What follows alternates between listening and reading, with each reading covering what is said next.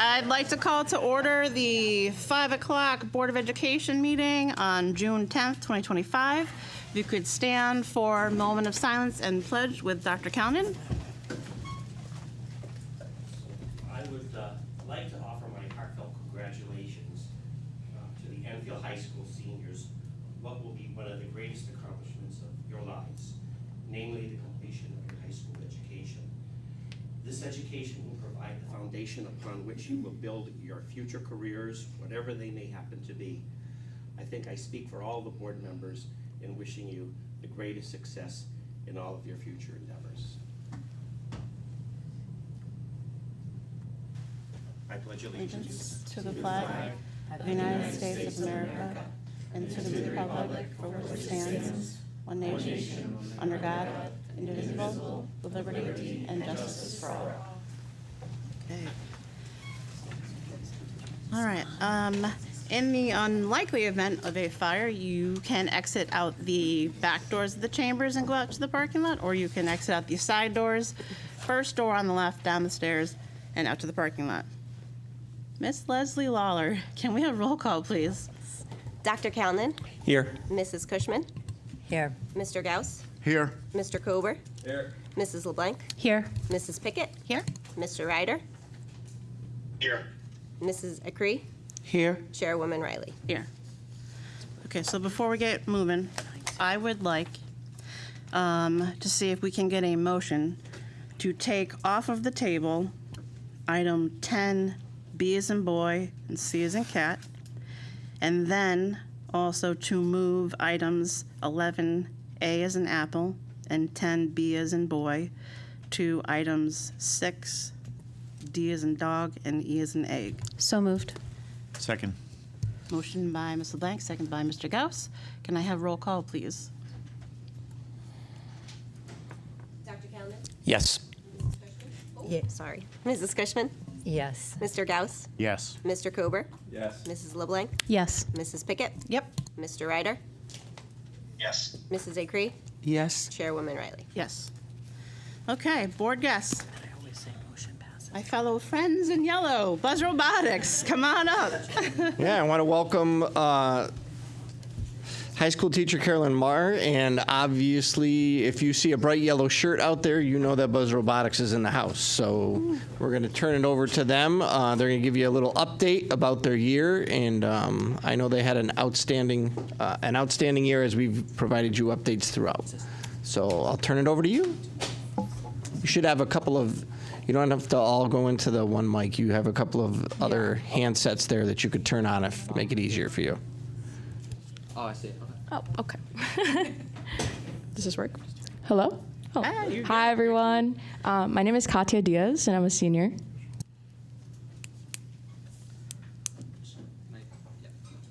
My name. Oh. Yeah, Oh. just leave it on. Okay. My name is Nick Allen, and I'm a sophomore. My name is Lauren Milvasser, and I'm a sophomore.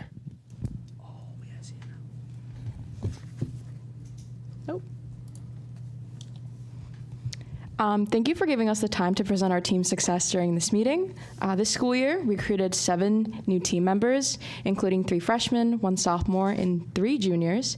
We also created a new leadership structure for students to give us the chance to take even more responsibility for the success of our teams. This year, we had 8 students serve in 11 total leadership roles covering all areas of the team. To start the year, we met weekly throughout the fall to participate in team building and learn the basics of programming, CAD, machining, and wiring. We also reviewed safety procedures and techniques to prepare for the season. Additionally, Buzz attended a preseason competition at Lime Old Lime High School for our new students to experience the competition environment. This year, we also focused on getting students involved in business, marketing, and art with the creation of our new business team.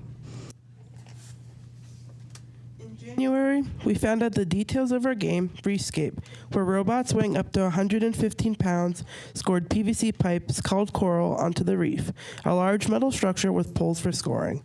Large balls called algae could also be scored in low or high locations. We met 5 days a week, including Saturdays at the Enfield Annex, to design, prototype, and build our robot, which we named the Swerving Dutchman. You're good. It's on. Yep, you're good. Oh, okay. Perfect. Our first competition was the Greater Boston District event, where we traveled overnight to Revere, Mass.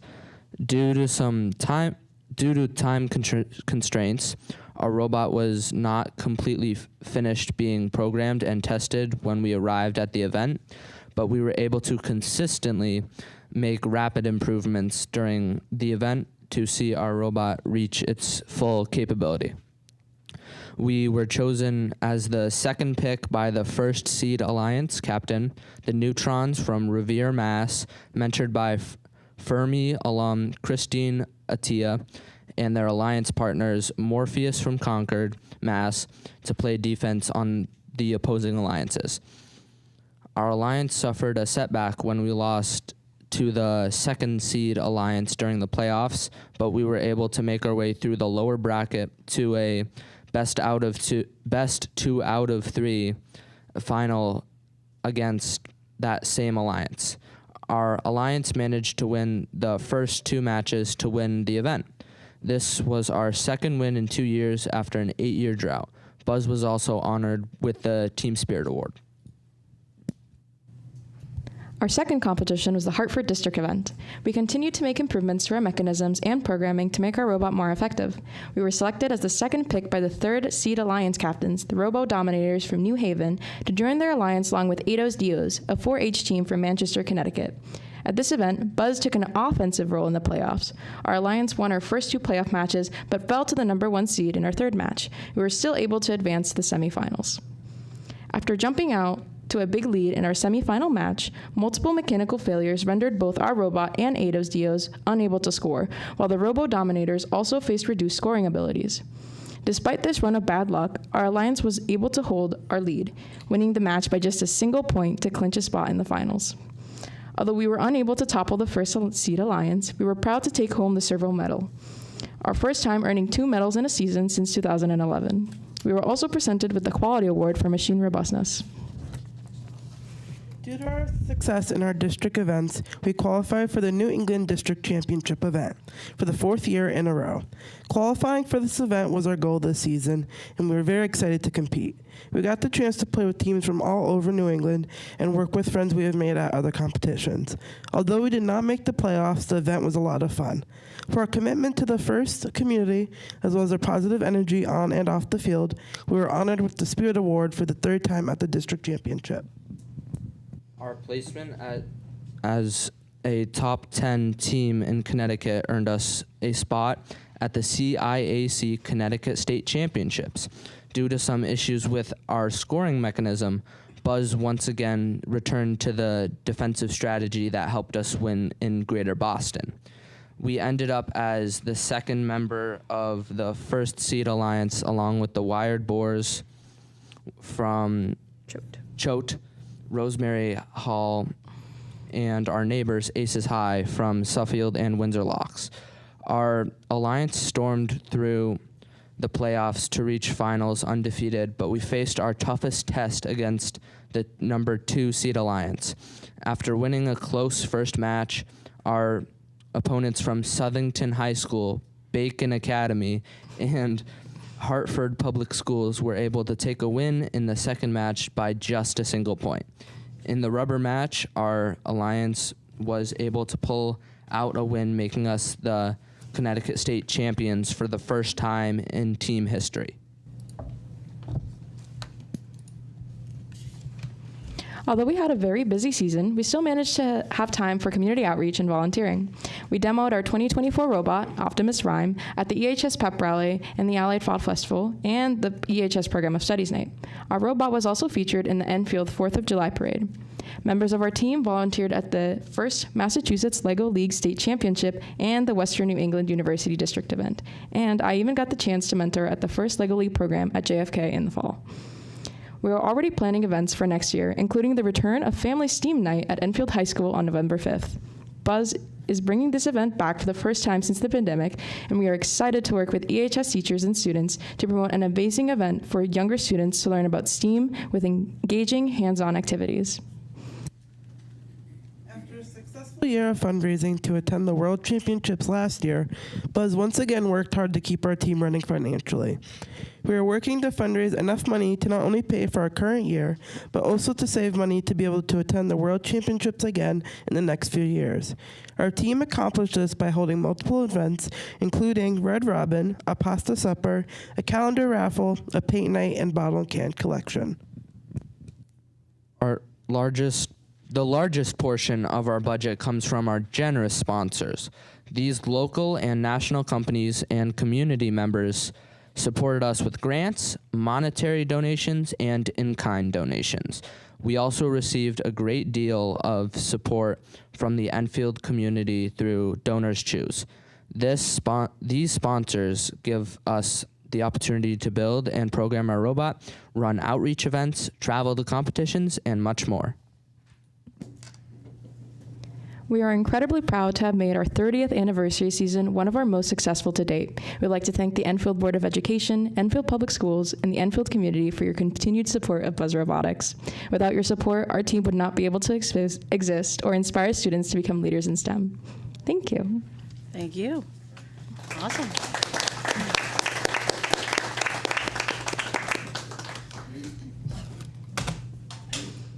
So do we get to watch the robot do his thing? Oh, yeah. Yeah. It's like the best part. He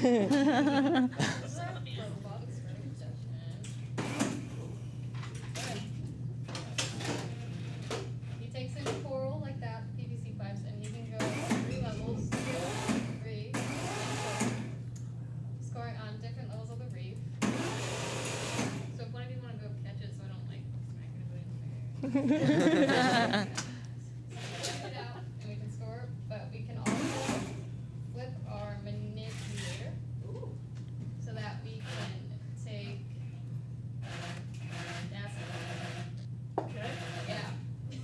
We can pick up the algae off the reef and we can hold on to it, and then we can later store it into a processor.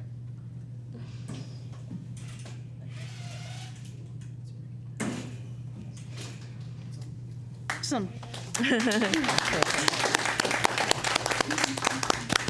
All right. Does anybody have any questions, comments? Mrs. Pickett? Thank you so much for coming here tonight and sharing more about what you do at Buzz. There was a couple of things. One, as sitting on curriculum committee, I'd love to hear from you all and your perspective of what during your academic school day courses or classes help connect what you're doing in Buzz to your coursework, and how can we help through what we do in curriculum committee support Buzz, if you have any ideas. Not to put you totally on the spot, you can also take this back as a team event and discuss. For me personally, my freshman year, I took Introduction to Engineering Design Principles, and I feel like the things that I've learned during that class are things that we use every day during build season, because I'm in the mechanical team. So we go through the engineering design process in every part of the robot that we make. So I feel like that's one of the very impactful things that we do. I know that our programming team also works with a lot of math, so the mathematics courses are also really handy. Last year we had we created a lot of our own code, so we had a lot of complex calculus equations on the board, which was very funny to look at, as a junior who was just starting out on calculus. And I think overall, there's a couple other classes that are really helpful. I know some of our other students who are currently with the robot have taken classes such as CAD, which focuses on a lot of as you heard in our speech, it's a whole subgroup of our team. So that really prepares you and gets you to know the program so that you can spend and become master at it during the actual season. Thank you. And actually, I'll ask just to kind of pin that as something that maybe could be helpful for us, because I know that's an area of coursework as far as we do a lot in pre-K. My kiddos in elementary school do a lot with STEM and STEAM. And I think coursework at the high school is something that we could take a look at and, see how we're investing in that and continuing the trend through 12th grade. So thank you for that. The thing that I think perked my ears as you were talking was not only what you're doing through Buzz Robotics, but how you're building a team and a community. So hearing your leadership structure, I'd love to hear kind of how you set up your leadership structure. I think the Team Spirit Award speaks to who you are as students and what you're doing, even just beyond building the robot. I know that's a lot of hard work, but that takes a team. Mentoring at JFK and supporting our young students, thank you. A family STEAM night, I'm sure Stowe could be a great partner with that. And so I just want to thank you for that part of the program as well. I think building community and that is so important. I also want to thank the sponsors and the funders because I think it's a reality, and I think we'll probably have longer chatter about this maybe later on in some of our discussions. But you all pick up a lot of the heavy burden of ensuring that these programs are possible. So thank you, and thank you to the funders and the sponsors who chip in as well. So thanks. Anybody else? Mrs. Lang? I would just like to thank you for your dedication, especially to the seniors that are going to be graduating, but also to the incoming younger students that are sophomores, because I'm sure at some points in time this seems very overwhelming. I think what's important that people do know about Buzz Robotics is that after school in the evening, you guys are very dedicated to this project. So it's a very long, arduous project. Your weekends, you're very busy. You're constantly Buzz-minded, right? Because you're thinking about Buzz. And I think it's important for people to understand that if you're a part of Buzz Robotics, it really does take up a lot of time. But in the meantime, you're still trying to keep up with your academics. And I think that's important for people to know. So I thank you to your dedication to Buzz Robotics. And I laughed when you said it was the 30th anniversary because when I went to Fermi, they didn't have Buzz yet. So I'm dating myself. So I think I remember, it started at Fermi. And I remember going back for something and I could see the signs of Buzz Robotics. So it's the 30th anniversary and you guys are leaving a lasting legacy to say that you were part of Buzz Robotics. So I appreciate you being here. Thank you. Dr. Callahan? This is really impressive. I don't have any questions. I just have a quick comment. The one thing that really struck me in your talk was that the way you handled setbacks, and these seem to occur always as it does, it occurred at the very last minute. Just when you're ready to launch, something goes wrong. And the way that you dealt with that, I think, was really, I think on both occasions, that first and second competition, you had the same issue, that something just completely unexpected arose. And rather than letting it defeat you, you sat down and said, how can we handle this? How can we manage this problem? And you not only came through, but you prevailed. And to me, that emphasized an idea or a theme that I've been noticing throughout these last 2 years, and that's the concept of resilience, which is defined as the ability to respond to adversity in a healthy and adaptive manner. And resilience isn't something that's inborn, it's learned. And it's learned by means of such activities as this under the tutelage of really smart and wise teachers. So congratulations for really terrific work. Mr. Gauss? Well, congratulations, guys. I have a question. How many of you are planning to go into a STEM field in the future? I think most of our team is, and like we have 7 seniors, and I think all of them are going into a STEM field. That's awesome. We have a lot of engineers. We have 2 students who are going to microcell biology. So we're all spreading out our different ways, but I think we were all heavily impacted by Buzz, and it showed us that we can be engineers. And I think that's what a lot of us are choosing to do. And I've had the opportunity to speak to some juniors, and I don't know about you guys, sophomores, but they're already considering, I definitely want to do something in engineering, or STEM is my way to go. It's really exciting to see that happen. That's awesome. Do you have, while your mic is on, do you have any words to any incoming freshmen that might be interested in joining? I'd say that Buzz is a place for students, and I think that everybody can find a home at Buzz, whether you're interested in business, in art, in even sports, or just technology and innovation in general. There's always a place for you here. We try our best to make like a welcoming community.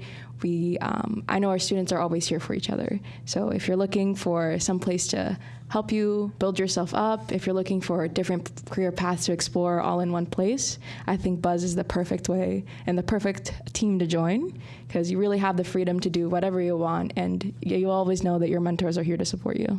Awesome. Thank you very much. Mr. Kober.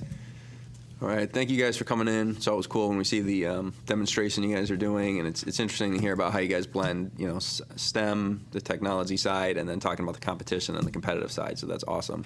Mr. Gauss actually stole some of the questions I was going to get at, just in regards to people coming in and people leaving. So he kind of hit that on the head. But just so everybody's aware, how big is the Buzz Robotics Club? How many students do you have participating right now? Would you say? Yeah, we have currently 20 students. 20. Okay. Are you guys capped? Could you have more, or is it with space and resources and size of the classroom? Probably. You guys could have. Yeah. They need more. They need programmers. We're always looking for more people. We usually try to stick to around 25 people, but if more students are interested in, we'll never stop them from the opportunity. There's a place for them to come in. Absolutely, yes. Awesome. All right. No, that's all I had. So thank you guys again. We need more programmers. Right. We currently have one. Yeah. So, yeah. Carries a strong burden. So that's your critical shortage that you got to fill. Wow. Well, truly, I could echo much of what has already been said. But in addition to all that, I wanted to just express my appreciation to Ms. Mars for really communicating well with the board and informing us of what's happening with the club and inviting us to the events. And I wasn't able to attend any this year, but I have in the past. And that competition environment is really an exciting place to be. And it is, you always can easily find Buzz. So I appreciate the work. And thank you for taking the time and come in to show us and give us a demonstration. Thank you. Thank you. Hi, I just want to congratulate you all for a fine job and what you're doing. I'm so glad that the Board of Education supports this. It's a great thing. I do have a question, Ms. Smar. Is there a prerequisite or a particular course that the students must know or have had in their repertoire in order to join Buzz? Okay, excellent. There are no specific prerequisites. Any student is welcome to join. We are looking for students who are excited to be a part of the project, who want to put in a lot of effort, who are able to work independently and have good follow through. So some students may come in and work mostly on writing grants or writing award submissions. Some students will come in and do art, which is something Nick is very involved in, and a lot of our students will come in and do programming and building robots. So they all work in all kinds of different areas. So the prerequisites are really just that they're excited to work hard, that they are good citizens, and that they want to do something where they have a lot of independence and they're trusted to take on a lot of responsibility. I think I just have to echo what you said. You said everyone can find a home at Buzz. And that just stuck out to me. And then listening to Ms. Marr explain, different roles, because automatically you think I have to be well versed in science and math. But if you want to be involved, there's other ways for you to be involved. Absolutely. Thank you for coming and showing your amazing robot to us. I think you didn't give the robot enough credit, because when I went to you guys' open house, they have the field set up, and when she was positioning them at different posts with the PVC pipe, they actually have to put that PVC pipe on this little pole that sticks out of this long pole that at different levels, and you get different points, right, for each level. So that robot's pretty cool, I'm not gonna lie. And you guys really are a family, from the kids to the parents to the mentors and teachers. You guys are amazing. You're infectious, really. Once you go to an event, it's I need to go back again, because it's really cool. You guys are an amazing group of kids, and I wish you the best for all your seniors. and I can't wait to see what Buzz does next. Thank you very much. Thank you. Thank you.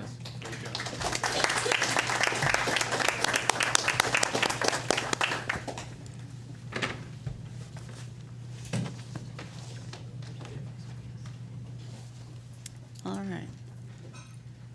Moving next to. We're going to have adult education update next. And yeah, I think behind the scenes, you're going to see just how much work the kids are going to continue to do just to be able to get the robot out of the room.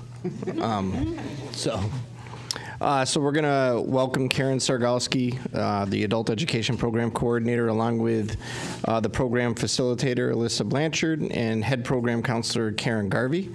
They're going to give you a little bit of an update regarding adult education program. I know a few of us were able to attend the adult education graduation the other evening, and what a wonderful evening it is to be able to celebrate. And I went home and immediately talked to my wife about how cool it was for the mother of 3 to be able to receive her high school diploma in front of her kids, and the power behind that never giving up and going back and making sure they continue. And she mentioned she's not done. She's going to continue to go. So wonderful, wonderful program. So I'm going to turn it over to you ladies. Oh, thank you so much. Am I on? I might not be on. Now I'm on. Am I? Yes. Yep. Okay. Now you are. Hi, I'm Karen Lynn Sargalski, otherwise known as Miss Gus. I am the coordinator of the Enfield Adult Ed and Continuing Education Program, and I could not do it without my 2 right-hand ladies.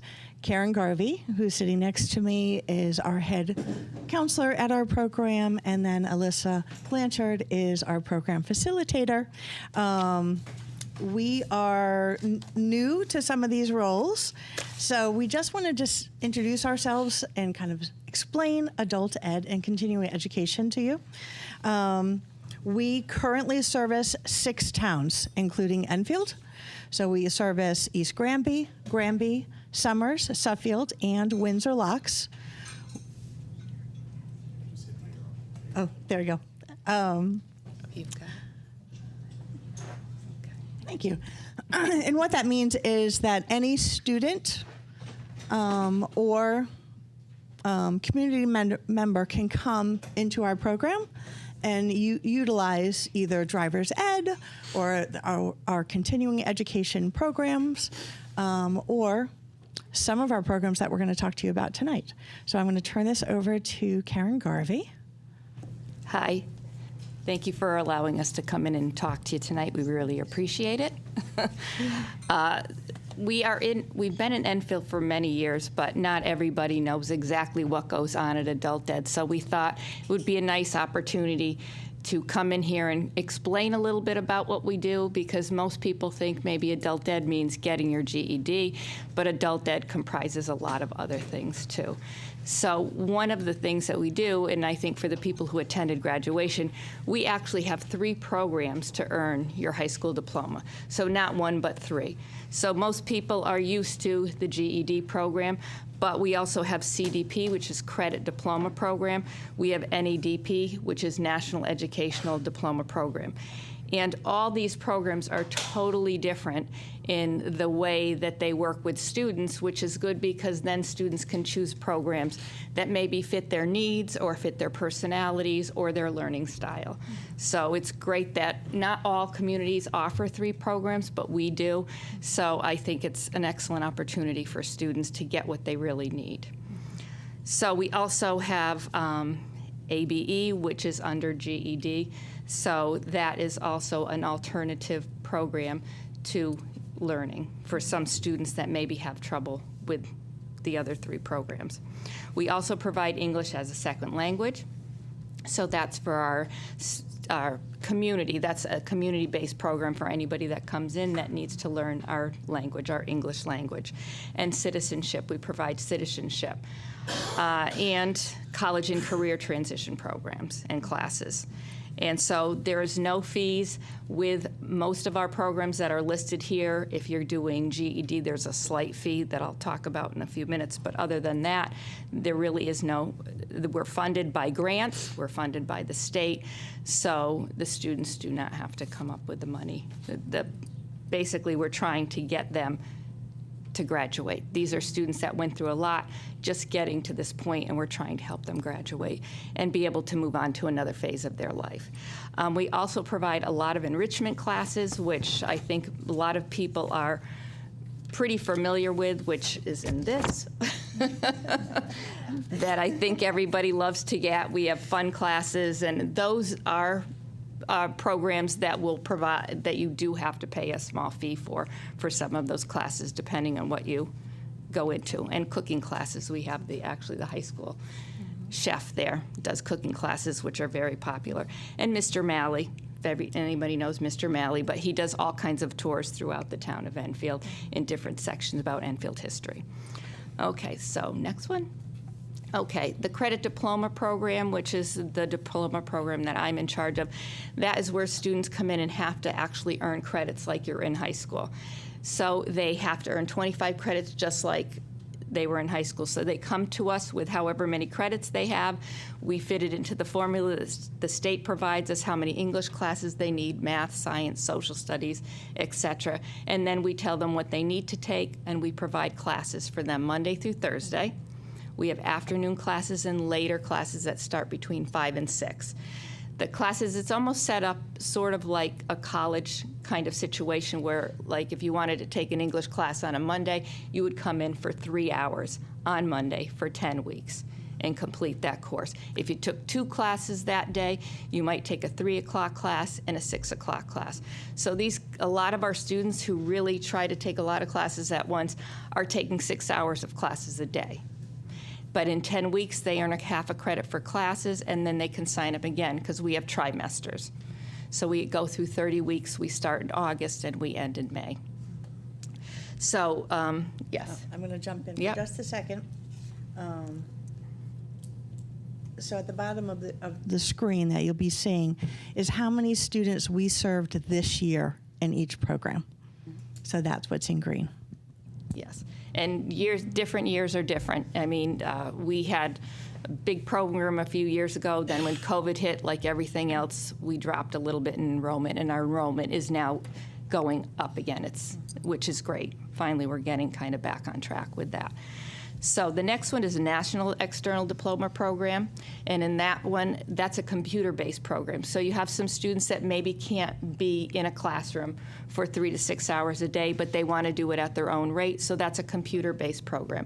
We assign them with I don't know if you'd call her a counselor, it's kind of a counselor person that kind of guides them through the program, and they are online, and they get tasks to do in the 4 major subject areas, and once they complete all those tasks, then they will get their diploma. So this is probably this program you have to kind of qualify for. Every single program you come in, you have to take a pretest with us. It doesn't matter what program you're in. This one, it depends on what score you get, whether you can be a part of this program, because it involves a lot of writing and a lot of independent work, so you want to make sure a student will be successful in that program. So they do have to test to be in that program. Okay, and the GED is what most people are familiar with. So that students are being tested in math, language arts, science, and social studies. They take pretests. If the pretest tells them that they're good to go, they get a good enough score, they can go and take the post-test, which would be the GED test in that area. But they have to pass the test in 4 areas, all 4 areas, in order to be able to earn their GED.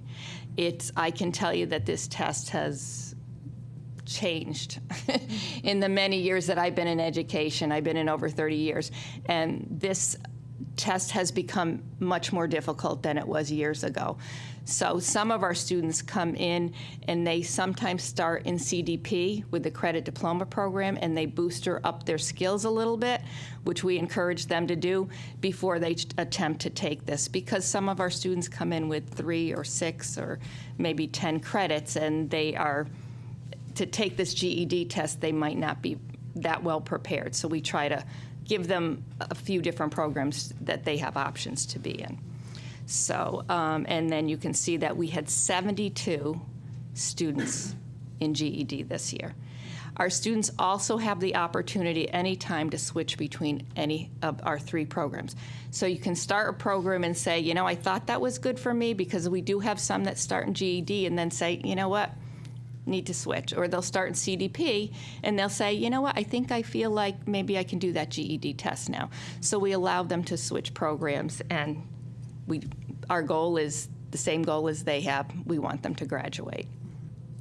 So GED classes and CDP classes, GED classes are in the mornings. We provide them 4 mornings a week, but we also provide them at night. And we provide them at Windsor Locks and as Nuntuck and at the Enfield Annex. So we try to do morning classes and later classes to make sure that it fits into people's schedules. We have a lot of people that work 2nd shift or 3rd shift, and so we want to make sure that we make it available to everybody. Okay. Okay, in our ESL classes and our citizenship classes, I think that you have been involved a lot with the ESL classes, if you want to chat about that. Am I on? No, not yet. Yes, you can hear me? Okay. I can't hear me. That's fine. Hello, everyone. My name is Elissa Blanchard. I've been in adult education for over 20 years, but I am new to Enfield this year. I did start out as an English as a second language teacher to our adult immigrants.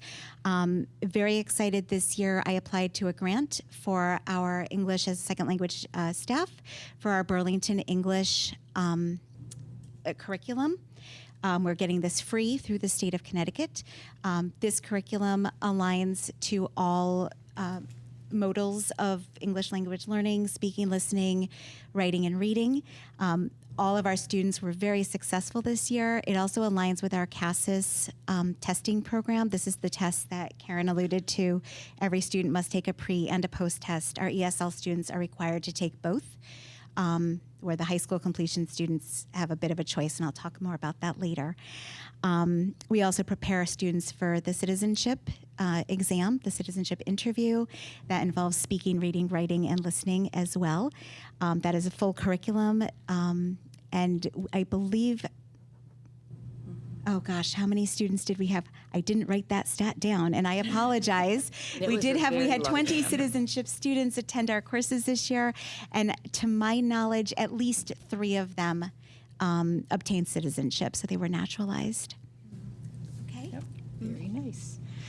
We also have a Transition Wednesday class that any student can take. Whatever program you're in, you can take this. If you're in CDP, it's required. It's a requirement. But the transition classes are terrific. They're held at as Nuntuck, so what we do at those classes is teach them how to write resumes and cover letters. We also have speakers come in throughout as Nuntuck, and they talk to them about financial aid. They talk to them about all the different types of programs that they can be involved with at as Nuntucks. And, you know, as far as, because as Nuntuck is not just getting, you know, credits and working towards a college degree, some of them are training programs and things there, like trying to think of some of the programs that they have. Like they have metalworking and welding and yes. Yes, so all kinds of things there. So they go and they tour as Nuntuck, but they have speakers come in and they're actually working, and they do interviewing skills and many different things. So it's a great class, and we encourage everybody to take it. All right, and driver's ed. We also have driver's ed, which has been there forever, but it's a great class, and anybody can join driver's ed. There is a fee for that too. That's under fee. Yep. Yes.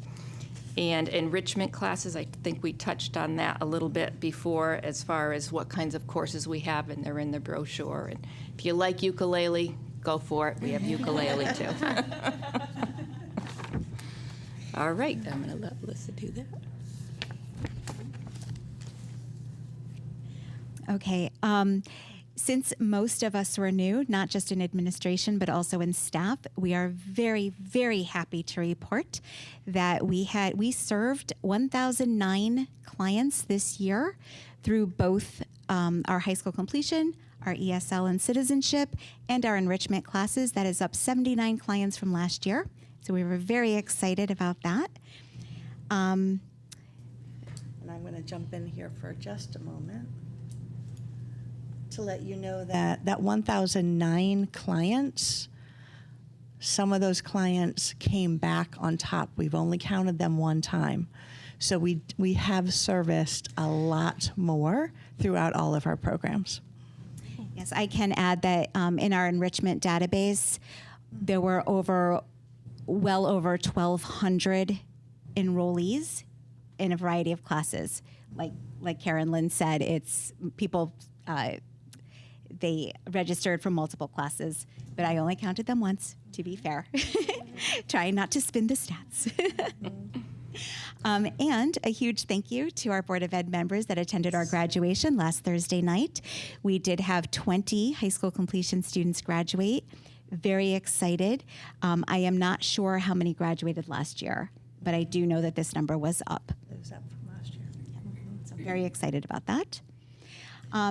This is a lot of numbers, but this is something that I act as the data manager for all adult education classes. And these numbers is what drives our funding through the state.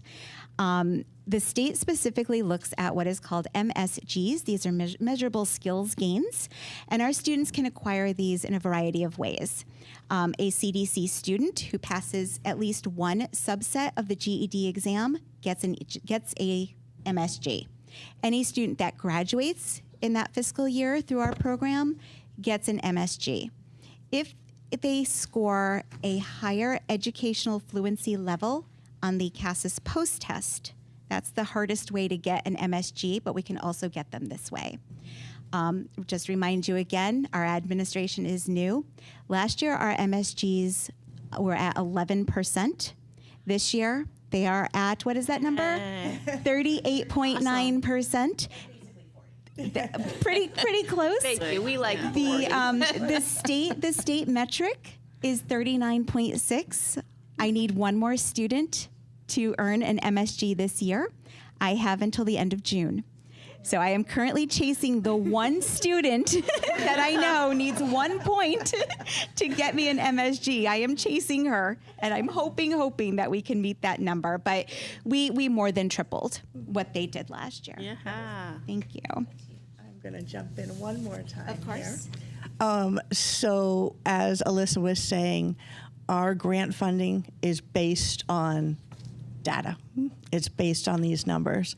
And once a month, I meet with the State Department, and they are very pleased that we have not only tripled, but more than tripled our numbers from last year, and are very hopeful and excited about what we are going to bring in the near future. So if anybody would like a strong printout of the program summary, I can get that for you. We do pull it every month so we can see our growth in real time. And I pull it every week because I'm crazy. Yes, she is. Does anyone have any questions? Mrs. Blank? Sure, I have a couple questions. For the NEDP, you said that's like basically self-learning. Is there a cutoff, like from when you start? Do you have so much time, or is it kind of you can come back and forth, or? Yes and no. The NEDP program, like we said before, they first have to pass a reading and a math assessment and get a qualifying score. After they do that, they are aligned with an assessor, that is a staff member, who gives them a diagnostic assessment, a writing assessment, and a third assessment, and I apologize, I'm not remembering the name of it. Once they have completed those 3 assessments, they are now officially in the NEDP program. If they do not finish those 3 assessments within 1 year's time, they essentially need to start over. They need to go back and retake those CASAS assessments and start the program over. Once they have those 3 diagnostic scores, they're in, they're good. They can come and go as they please, and we do find that is the way with a lot of our NEDP students. In my opinion, it's hard for someone to be motivated. There are 20 competencies that they must pass. And to keep that motivation, you know, especially if you're working 1 or 2 jobs, it is hard to do. But it does work for a lot of our students that are working 3rd shift and just can't get to our classes in person. Or maybe they have transportation issues and they can do this instead. But our assessors are very good at communication, staying in touch through text, email, phone calls, and trying to get our students motivated to continue the program. And I'd like to add that all of our teachers are certified, so that all of our instructors are certified, all the people that work with the students, everybody has certifications, so. I just know that's got to take so much discipline on the person's part in order to complete that. My next wonder is, so for your ESL program, you had 99 participants. So my wonder is, we are growing with the number of languages that our students are speaking here in Enfield. So my wonder is, are some of those parents of those people that are attending are parents of kids in our school systems? So they're trying to learn English as a second language as their kids are getting taught in school. And so I just was wondering a little bit more about that. So it's actually, I think, one big draw to our ESL courses. Not only do we have some online, we have some live face-to-face, but it's a lot of our students' parents or older family members. Just speaking from personal experience, when I was at Crandall last year, some of my daytime students were coming with their parents and their aunts and uncles to the ESL classes, because it's that drive that we were talking about before, and that wanting to show the younger students and their children that continual learning is very important. Excellent. And we have a lot of family members that have taken and been in ESL before, and they have friends or relatives, and then they let them know where it is, and they come in. So. Are your numbers up, would you happen to know, in the ESL, or, yeah? Yes, they are. I don't have the exact statistic. I can certainly get that for you. I'm happy to send you an email. I'm pleased to see it, that there's an extra resource for parents. Absolutely. I'd say they're up at least 20 students this year. And I know a lot of them, just to add to what you two were saying, you know, they want to be able to help their kids at home with homework. So it kind of becomes like a, you know, let's learn English together at home. Let me help you with your homework. You help me with my homework. So we kind of make it into like a family community as well. Right. And lastly, I just wanted to say thank you for referencing yourself as Miss Gus. You remind me of happy times here in Enfield Public Schools. So it's nice to see you again. Thank you for your presentation. This is nothing short of amazing, and kind of showcases the positives that we do have here in the town of Enfield. So thank you for all your hard work. Dr. Callan? To what do you attribute the tripling of your numbers over a year? I mean, that's really remarkable, and there must be a reason for that. Or we're still trying to figure out the exact reason, but all of us sitting here are very passionate about adult education and continuing education. So it's close to my heart, it's close to their heart, and we want to give back to the community. And so taking that extra time to reach out and making those phone calls and being seen out in the community here in Enfield. I'm known as Miss Gus, and so I could stop at the grocery store and I'll have someone come up and say, Miss Gus, I hear you're working with adult ed now. Tell me a little bit about that program, and taking the time to have that conversation. It's great. On a closely related question, which program accounts for most of that increase? Yeah. Are you referencing our numbers as a whole, or those MSG numbers? MSG numbers. The MSG numbers. I can speak directly to that. So in my background, I used to work in conjunction with CASAS assessments out of California. Every year I would go to California and present, so I am very knowledgeable in the test process and the MSGs.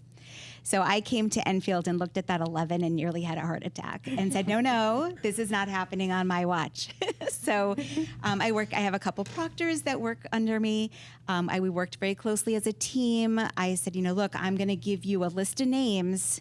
Every time you're here, I made sure all the teachers had a list of names so that if one of your students is on my list, you need to send them to the testing lab. It's hard for the teachers. They don't want to let their students go because that education is also important. So it's hard to, help them understand that, look, our funding is driven by that one number, and I really need your students to test. So it was, a lot of new people today. So it was a lot of in this year. So it was a lot of push and pull, but we did it. Great. And to continue answering, it's that pre and post test. Looking back, a lot of our students were pre-test, but for whatever reason, they either stopped coming to, or they were coming, but we didn't have the proctors available for the testing. So now that we have more of a, I call it all the time, I like things streamlined. So now that we have a streamline of how things happen and a procedure of how things happen, you've seen the result. Congratulations. Thank you. Ms. Pickett. That sounds like systems and structures, and I love that kind of work. So I appreciate that. One, I just want to say what you all do each day changes life outcomes, not only for those that you're impacting, but it's ripple effects. You're changing family outcomes. And so I just think that it's important that you take a moment to hear praise and thank you for your hard work. It's not just numbers, and it's really changing outcomes for folks. So thank you for what you do. It impacts our students directly. I know you do amazing partnership work already. So I think of a time that I visited Stowe where there was a family member who is taking an ESL class and was volunteering in a classroom so she could also practice her English skills, and I think became a staff person. And when I think of pipeline opportunities and HR things and our recruitment stuff, I just think there's so much amazing intentional partnership work. And the profile of the students that you serve, they do have to be resilient. They do have to be determined and could be quality educators in our schools. So I'm going to plug potentially some pipeline work that we could look at doing long term. I do have a couple wonders about data.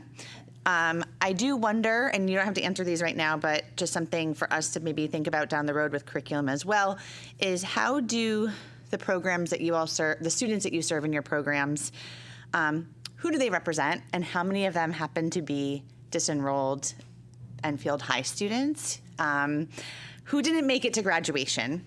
And I think that's an opportunity for us to reflect and say, what does that data share about our high school practices, but also opportunities for alternative routes for students? I think it also demonstrates that sometimes the high school environment is not the most successful place for all students, and there are other opportunities.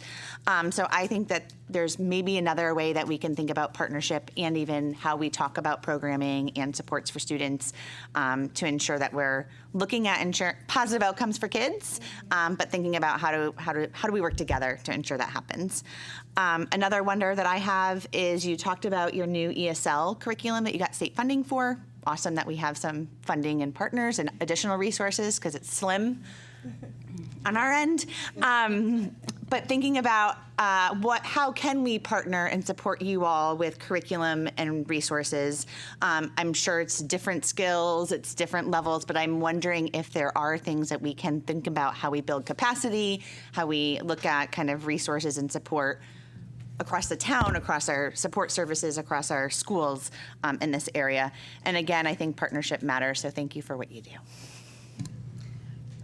I'm actually I'm going to help you solve those wonders.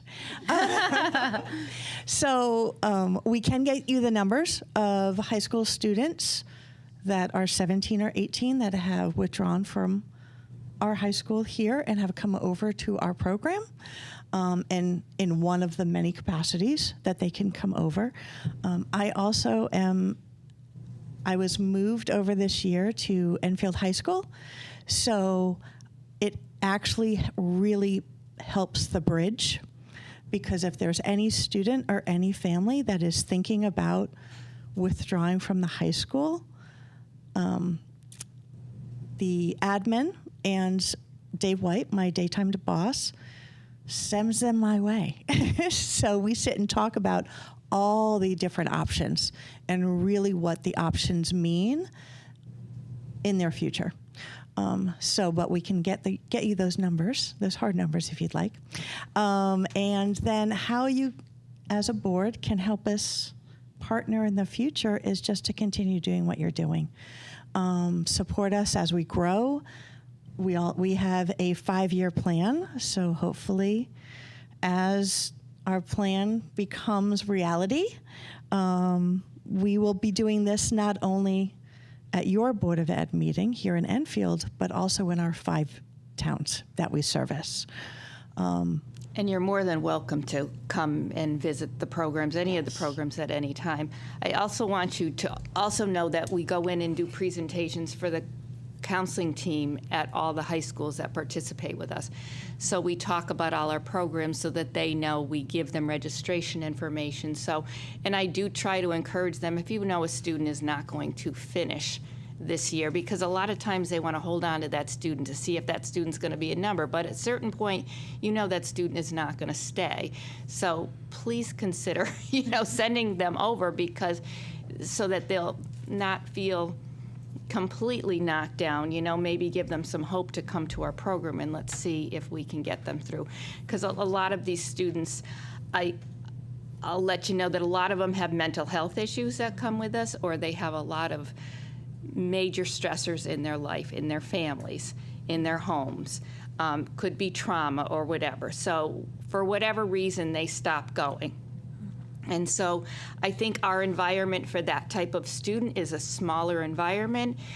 There's no drama, because our students are like coming in, they are working, and they're going home or taking care of a child or whatever. So they don't have time for that. And we service students that start at 17, and we've had them up to 55 years old. So it's a whole gamut of different ages when they decide. And we have had mothers and daughters graduating together. Thank you. It also demonstrates the loving support they have of staff there that provide these opportunities. So thank you. Mr. Kober? I want to thank you guys for coming in. It was definitely like an informative presentation, a good overview. I think it's important for the board and for the public. I think it's something we forget when you guys think of school board. You don't traditionally think of adult ed, so it's almost like you guys are working behind the scenes. And I think we had some good conversation about how you guys are getting people in and why is it growing so much, and hopefully we figure that out. And if it's marketing or referrals, whatever it is, it's great. Keep it going. To Mrs. Pickett's point about some of the data, I'd definitely be interested in kind of seeing some of that. Of course, we talk about people from high school withdrawing and going to adult ed. Well, how many of them are successfully completing? Are they experiencing challenges while they're in that program? That might be something too to continue looking at, so we can continue to foster their development and get them across the finish line. So just want to say thank you guys and keep doing what you're doing. Thank you so much. Mr. Gauss? I have a question about the ESL, because I know there are a lot of people in Enfield. How many languages are you dealing with? A lot.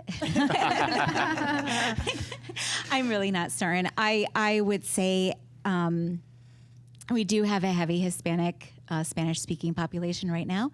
We also have a large community from Haitian community. My best guess would be probably 25 different languages at best between my 5 ESL classes. That's wow. And I've been to 2 of the graduations. So of course I've been to the one last week, but the first one was almost 10 years ago as a proud family member. My niece graduated from the program, and I just, for all the people out there, it doesn't matter what gets you there or how you got there or why, but going through a program like that and really just taking control and moving on is an amazing thing to be able to do. Thank you. Anybody else? I talk to the students all the time that life gets in the way. Whether you're 17, whether you're 40, whether you're 46, life gets in the way and it's okay. And we're there. So whenever you're ready, come on, we'll help you through it.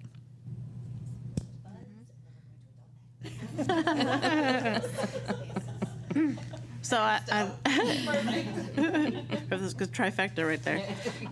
So, question about actually getting the diploma.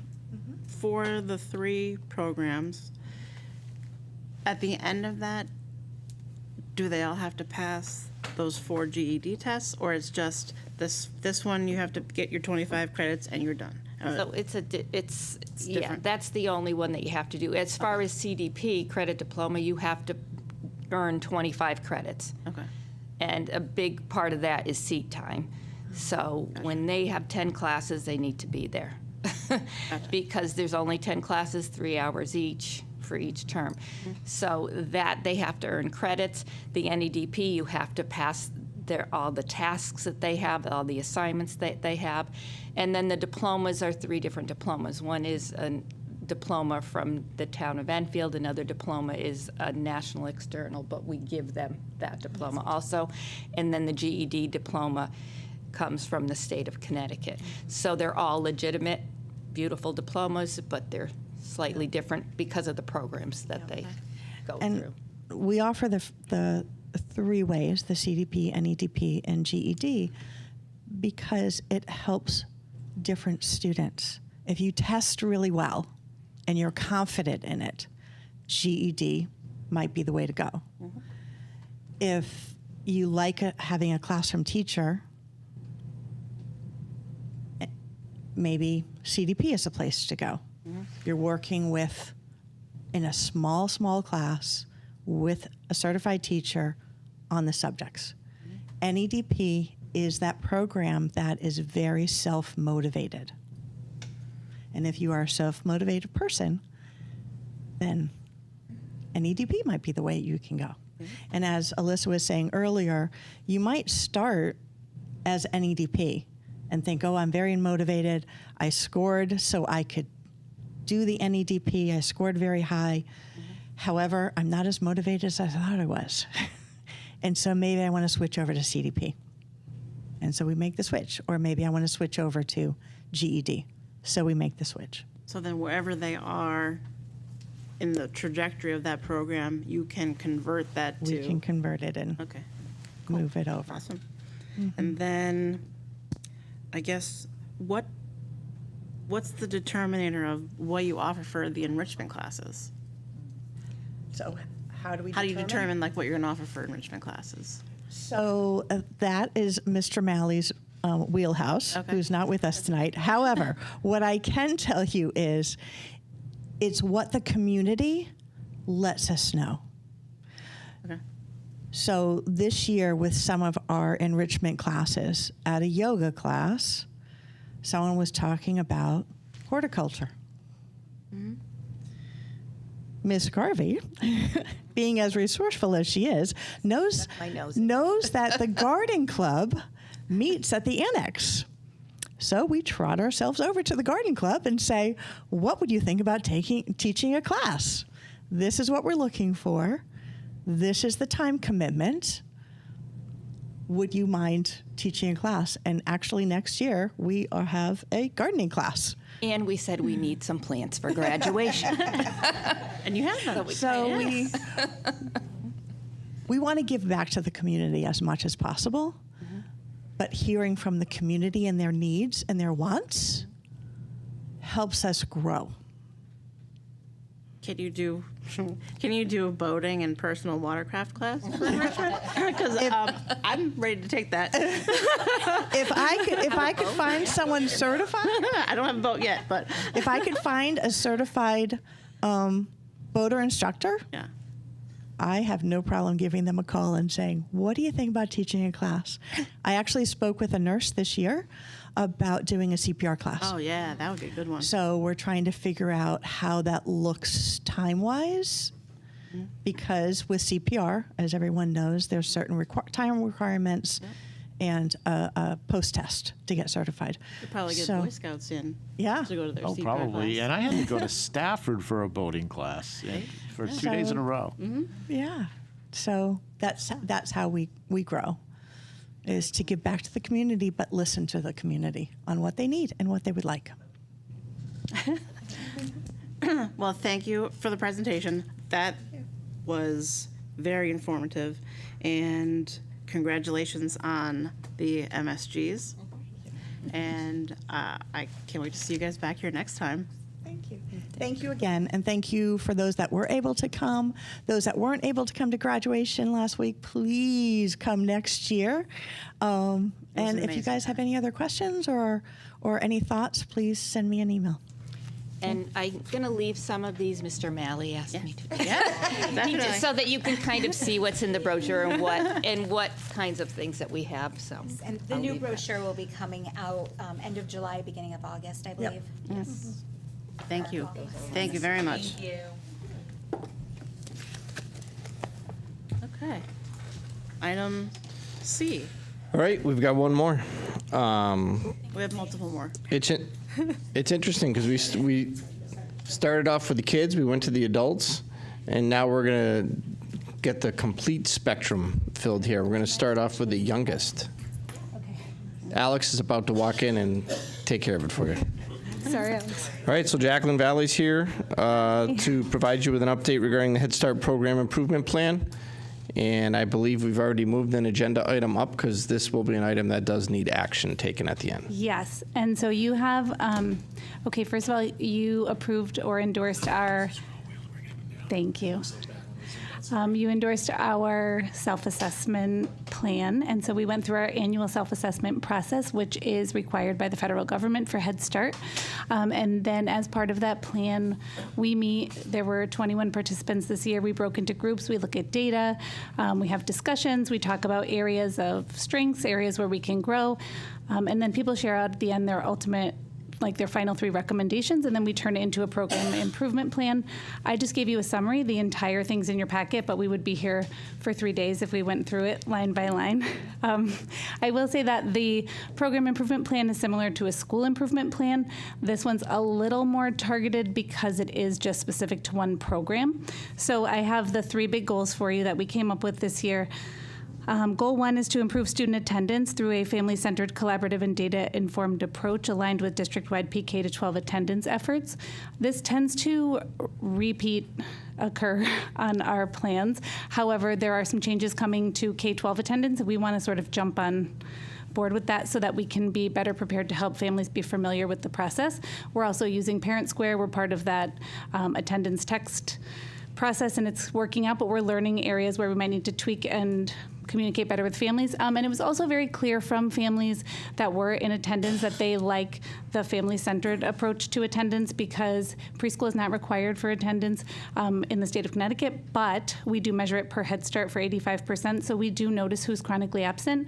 We have family advocates. We may do a home visit to understand what barriers might be. There may be a bus added. There may be a chronic illness, so we're supporting with how can we help you do some school things at home, et cetera.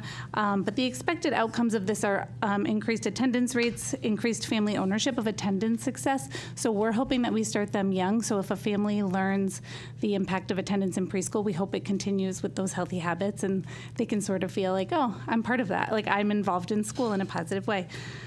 Of course, the alignment and continuity with K-12 district attendance goals. So that's our first goal.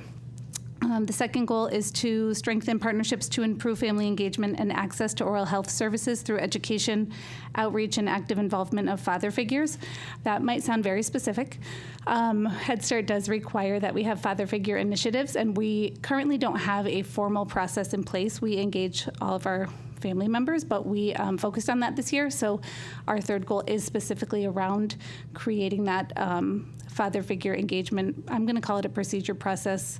It's not really a policy, but just how we're going to engage father figures. And so for the oral health goal, we felt like it's going to take us half a year to a year to really give us good time to figure out how we're going to engage fathers, but oral health is something that we can target quickly, specifically, and it doesn't need a fully fleshed out plan to start with, so that's why that's so specific. And why are we talking about oral health in preschool? Because it's also included as part of our Head Start requirements. It's a huge focus. We just had a Focus Area 1 federal review. It was one of the top things they asked about: dental visits, dental care. Are you up to date? What are the struggles? What are you doing? So that's where we're starting. And actually, we're very lucky in Enfield. We have access to dentists for kids that take Husky. So it's working in our favor. We expect to see higher participation rates in oral health activities, including classroom lessons, family sessions, and we are going to capitalize on our technology and do an iPad Smile Challenge, but I can't reveal the details yet. And improved access to dental care demonstrated by increased referrals to Husky Dental and utilization of services. We track how many referrals we make. Our highest referrals are usually to energy assistance. Husky Dental is only two families a year. And so why? Is it that they already have access, or we're not doing a good enough job communicating? So we're gonna look into it and figure that out. And then our third goal is to increase meaningful engagement of father figures, including dads, stepdads, grandfathers, uncles, brothers, and other male models by building strong relationships. Let me move his thing down. And the expected outcomes is that we will have a formal procedure for engaging father figures that's developed and implemented program-wide. When I say Head Start, we also will expand this across our STOW programs, so it's not just going to impact them. Father figures are actively involved in supporting children's oral health at home and school, and father figures contribute to improved attendance by supporting strong daily routines. We get calls every day about how can you help me get my child to school? A lot of times if a child says, I'm not going today, the parent is like, okay, and they turn around and go inside, or they don't put them on the bus, or they're going to turn around. So we're trying to figure out a way to engage fathers in like two things: the oral health piece and establishing that routine. So if a positive male role model is not available at home, we have males in our school that will be there ready to act as like, hey, great job, I'm so happy to see you today, like a check-in, check-out model sort of thing. So those are our goals. Do you have any questions for me? I have a question. Yes. So the attendance, like aligning it with K-12, do you get the benefit of being able to use like our same software, like EduClimber and that stuff, to like track or is that different because you're TBD. Head Start? Okay. All right, okay. TBD. But we Works do for me. also track attendance right now in Power School, and then we have a system called Child Plus that's specific to Head Start. So it does track attendance. It gives us fancy reports, and we can click and say chronically absent, and then we can document what is the plan. So we do have something. Okay. That worked. That was the only question I had. Yep, Ms. Pickett. I'm not going to pass up an opportunity to talk to you, Jacqueline. Thank you for this intentional work. I think the model of how Head Start does programming as far as family inclusive, kind of policy council, a self-assessment that's inclusive is a model that we as a district could like just replicate at a district level of just how we do our strategic planning and work. So thank you for doing it on a micro level. My hope is we can continue that effort, and I know we are. So one around attendance, and I think something that's a valuable piece to take to the K-12 is that family-centered approach. Just typically, attendance letters, attendance approach, like the stigma around what it means to be chronically absent. I know we're doing a lot with LEAP, and I love our home visiting approach with the LEAP program. But I do think there's a finesse that you have around family-centered practices at Stowe in general that we as a district can be looking at and replicating K-12.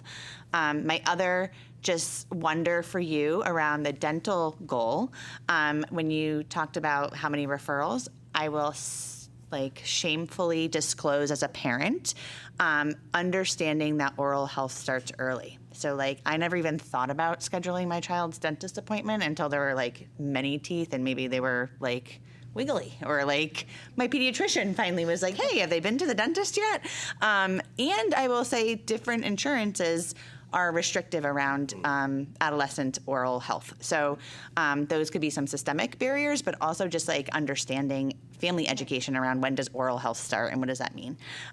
So thank you for the work you do. My hope is that we can continue and replicate it district-wide. Thanks. Dr. Callan? I think that's a really good point. If I can remember, and it's been a long, long time since I've been practicing pediatrics, but I think the formal recommendation of the American Academy of Pediatrics is that involvement with the dentist should begin within the first year. So I'm not sure how many parents are, doing that or even aware of it.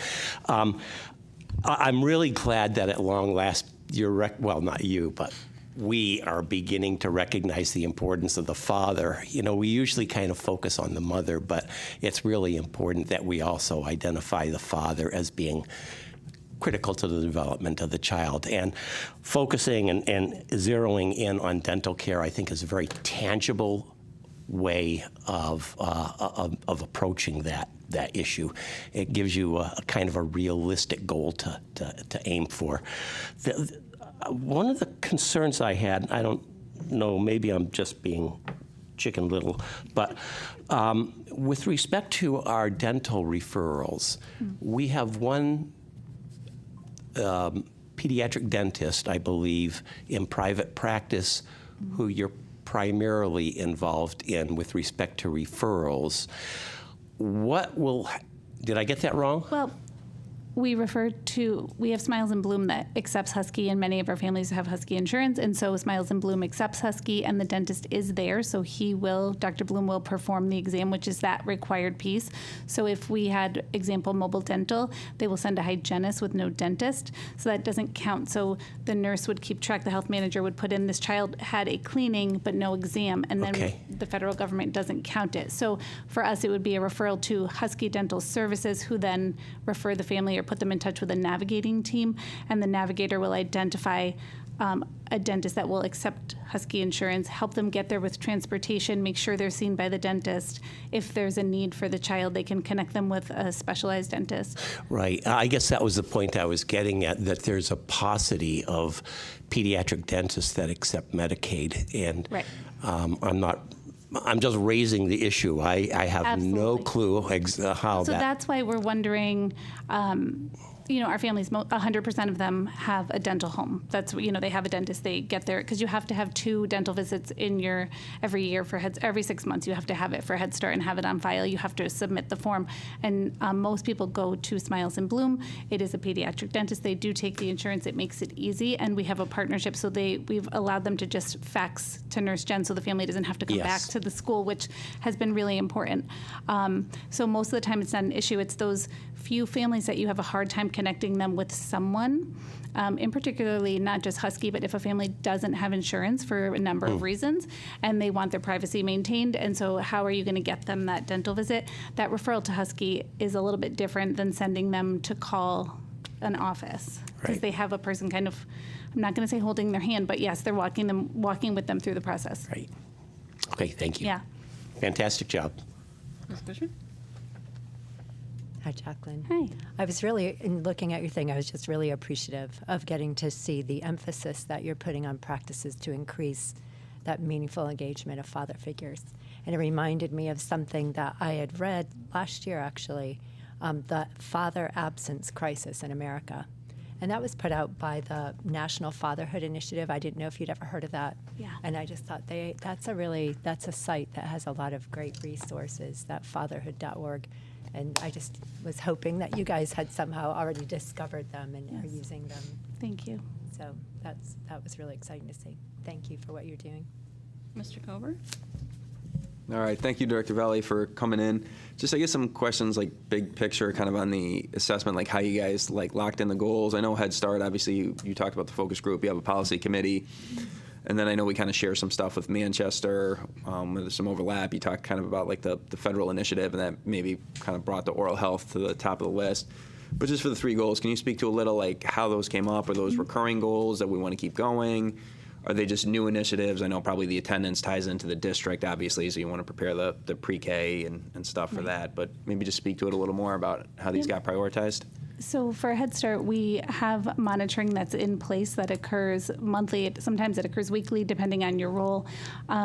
It's tied to both our goals and objectives that you all approve in November for that 5-year grant cycle, but it also includes compliance. So compliance data such as how many children have a dental home, how many home visits have we completed, because every family needs to have X number of home visits. Has every child had their developmental screener within 45 days? Because those are the timelines we have to meet. So all of those monitoring practices are set up. So I might go into the health manager's office and just ask for a report and just check it, not because I'm trying to startle her, but because she looks at it all the time. So then she gives it to me and she'll say to me, okay, can I see blank? And I give it to her. But we also, as a management team, when we meet, we have a calendar of monitoring and we're looking at different things every time. But attendance is every month, but it's also across the week. If we notice there's a pattern, it hasn't gotten better. So we haven't figured out the attendance problem. That's why that's remaining there. The rest of the things, when we're going through that monitoring, as a management team, we look and we're like, okay, where are we not making progress? What are we missing? What is something that we're not doing? The Father Figure Initiative has been brought to our attention through Head Start, and we don't really have a great plan. We engage everybody. We don't have that specific target. The oral health did come to light through all the federal reviews. We are doing a really good job in Enfield, but we could probably do better to lean on our partners and help families understand the importance of starting young. So that's where that came from. Those weren't pre-designated goals, though, because all the data that went up on the walls just with questions allows people to have conversations, and then they write recommendations. So those are the themes that arose. Awesome. So are you limited to kind of those 3 goals, or is that just kind of the manageable number? Those were the themes that came out this year. There weren't more. We've had more in the past. I think we had 4 or 5 goals last year. Okay, yeah, I thought I was trying to remember. I thought it was like 5 last year. and then- I will say Manchester just did theirs, and they only had one focus for data. It was just fatherhood, and they have one big goal around it. So it just depends on what comes out of that conversation. And additionally, as part of a school district, we will also fall into the school improvement plan, which will align to the district improvement plan. So then all of a sudden you end up with 100 plans and 100 goals on top of the grant goals. So we're trying to initiative fatigue so we can do a quality job of what we're focusing on. No, that makes sense. And definitely as we get to those, hopefully they all kind of align. So unity of effort for Yes. attendance and stuff like that. Like you Yes. said, hopefully that'll, you do it on one plan, it'll be on all of them. Yes, So that's awesome. the goal. Thank you. Thank you. Anybody else? No? Okay, so while you are still here, we're going to take care of item 6D. So I need a motion to approve the 25-26 Head Start Program Improvement Plan as presented. So moved. Second. Yep. And then also to authorize the board chair to endorse the governing board approval statement. So motion made by Ms. LeBlanc and seconded by Dr. Khan. The way around?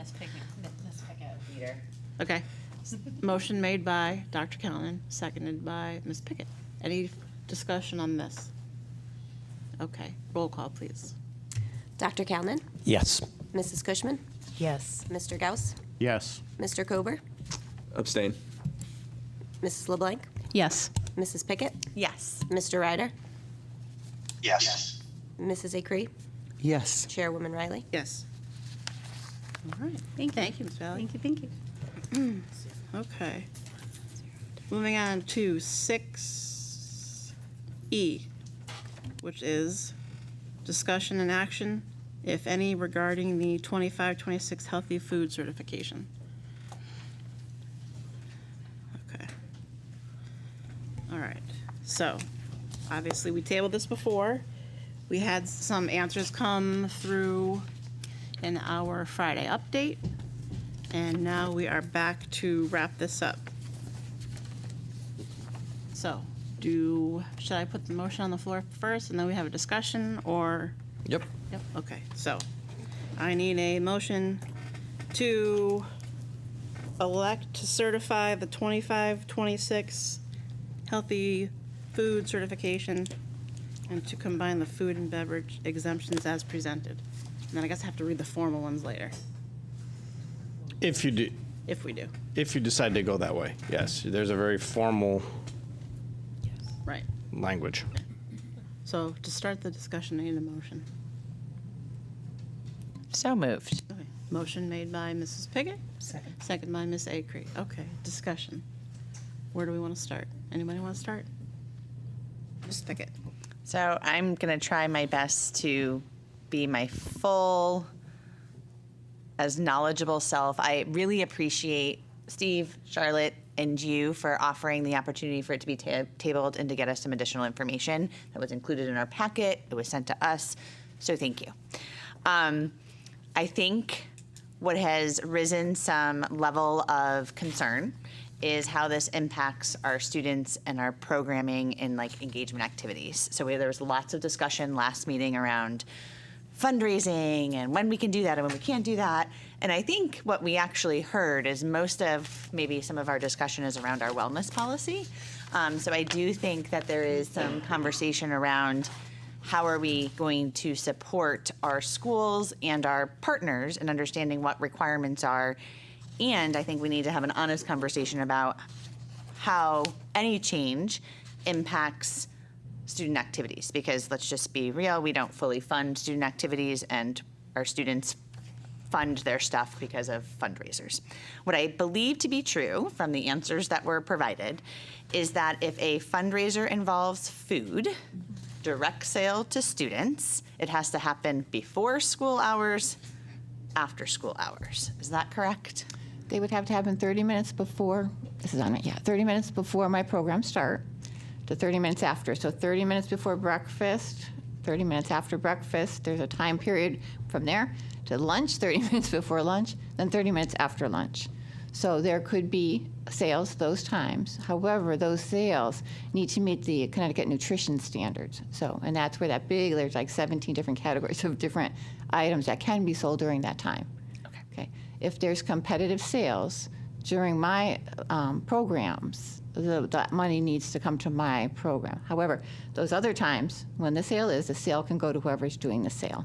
Perfect. Okay. But they still need to follow the nutrition nutrition guidelines. Yes. The other kind of wonder I have is thinking about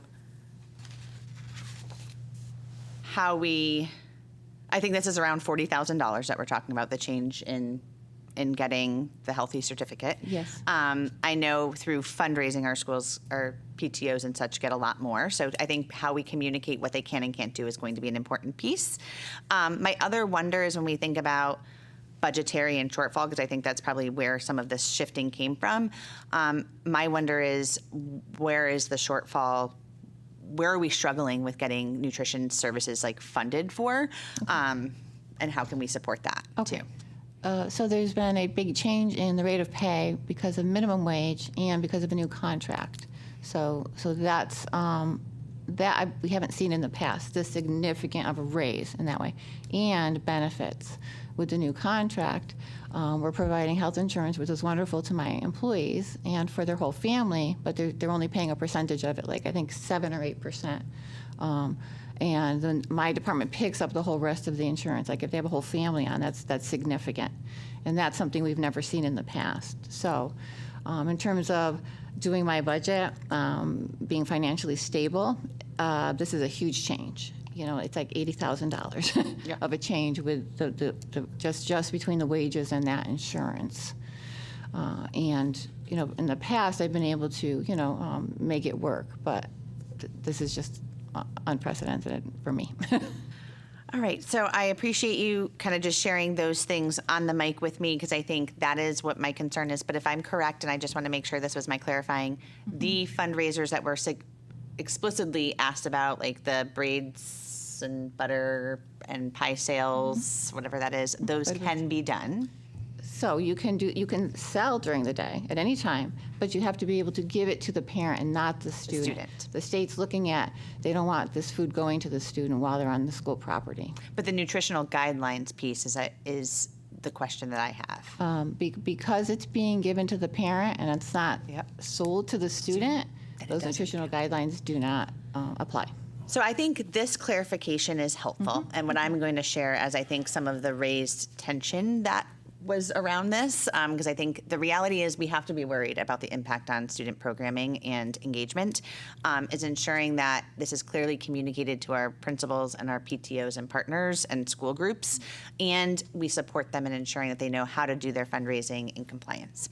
So thank you. Anybody else? Oh, I have a question. Oh, go ahead, Mr. Ryder. I don't know where to look. Okay. No, I apologize. I just wanted to ask. So just now you said up to $80,000, but I thought it was 40. And I also wanted to ask. So if we don't opt into this, how would you see that changing our lunch prices at K-5 and at EHS? Because as I understand it, we haven't raised prices in, I'll say, 10 school years, and our prices now are $1.50 to $2 less a day, than other schools in our DIRG. So I was just wondering if we don't opt into this, so the different groups can still fundraise utilizing food if they do it at the right time of day. How would that affect your prices? Okay, that's another thing I have on the agenda for today, right? So should I just? Oh, it is on. Oh, I'm just not close enough. So that was on the. Oh, that's on the agenda for this meeting as well. The pricing. So when we looked at if we were to receive the funding from the Healthy Food Certification, we're looking at about $40,000. If we're looking at raising our prices, the 25 cents for my paid student, that also comes in around that $40,000. The $80,000 that I spoke of is the increase in expenses that are happening coming up for the next year. So should I talk about my pricing, even though it's a separate? Worry about it. Okay. You're here. Okay. Yes, you should. Okay. Or So- I can for you. It's up to you. So what I submitted for that was, yes, it's been since 2015, since we last raised prices. It was 25 cents, brought us up to 175 and 225. When COVID hit, we got a lot of funding. So that kept us from having to raise prices again, and it satisfied a state requirement that we can get an exemption because we had so much of that money available that we didn't have to raise our prices and bring them up to where they should be. Because we're like, as he said, we were trying to get up to the average of, like 405 is what the state slowly wants us to creep up to and keep increasing our prices. So my suggestion, if we did bring in the Healthy Food Certification monies, and we would have part of that $80,000 that expense, and then the other part would come from a 25-cent increase in the price of lunches, which would bring us up to $2 for elementary, and would bring us up to $2.50 for the 6 through 12. And the DRG for average is The average is for K5 is $3.26. And for high school is $3.45. Okay, so we're still- just a comparison for our DIRG. Right, we're so you still didn't have to below shuffle that. through. Okay, thank you, Mike. And those were the numbers I we wasn't got. prepared. Okay. Okay, did I answer your question? Almost. Okay. The second part of that, I believe Mr. Ryder was interested in knowing, is what would the prices be increased if they did not opt into the Healthy Food Certification? Okay. So I believe within the memo that you have in your packet, should you not choose to opt into the Healthy Food Certification, you would need to, we anticipate you would need to raise prices an additional 25 cents above and beyond the 25 cents. So a 50-cent total price increase. The 50-cent price increase brings the elementary schools up to $2.25, and it brings the 6-12 up to $2.75. We're still drastically below our DIRG, but this would be the first year of a price increase, and we would reevaluate. We're going to reevaluate every year anyways. Yep, yes. Because she has to be made whole at the end of the year in terms of the nutrition services. Mr. Ryder, does that answer your question? Yeah. No. So we're still, even if it went up to 225, we haven't raised prices in 10 years, and we'd still be under $1 under the average, speaking specifically of the K-5 schools. And then at the high school level, we'd still be almost 50 cents under our DIRG's average. So we'd be at $3 versus $3.45. So that's kind of something we needed to know to factor our decisions in. So thank you. Okay. Mrs. LeBlanc? I'll just add, I mean, it's no secret I've been against this. I think it hugely impacts student engagement at the middle school and the high school levels. I think that kind of like what we saw with the Board of Ed, COVID funds were not our friends. You had that influx of money from the state. And so I get it. I get that there was an increase in the pay rate for the cafeteria. I think we're constantly in a position, whether you're running a nutrition program or on the Board of Ed, we're trying to stay competitive and make sure the people that work for us are getting fair pay. But it does really resonate with me at how much this is going to impact fundraising, because we can't, like, one of the things I had said in leadership is, like, for culinary, a lot of those, and I know you're working with culinary, but a lot of those kids were able to fund their competitions through their fundraiser. And then are we going to, as a board, be able to give the culinary program money to help fund those competitions? But in the same way, respect, you want the kids to work for that. You don't want to be like, hey, you're in culinary, guess what? You get to go to a competition. Like, there's always things you're doing in order to go to a competition, whether you're DECA or the softball team or the baseball team when they go to New Jersey, wherever they go. You know, the kids have skin in the game and have to be part of a fundraising opportunity. And I just think that I think it's a big loss on the student engagement piece of it. And I understand with the raising of the lunch prices, because we haven't done so in 2015, 2016, and I can't even remember voting on that way back when. But so that's my personal stance on it, as I think it's going to have a big student impact. And I think that when we ask like the advisors and stuff, it's easy to say, well, like, oh, we don't do that much. But then when it comes to, well, you can't do it, then it was like, oh, well, we could have done it, now we can't do it this way. And I know we've gone back and forth about we shouldn't be having these fundraisers during the lunchtime or whatever, and I always say it, you know, out of 179 districts, we're not the only school that are doing it.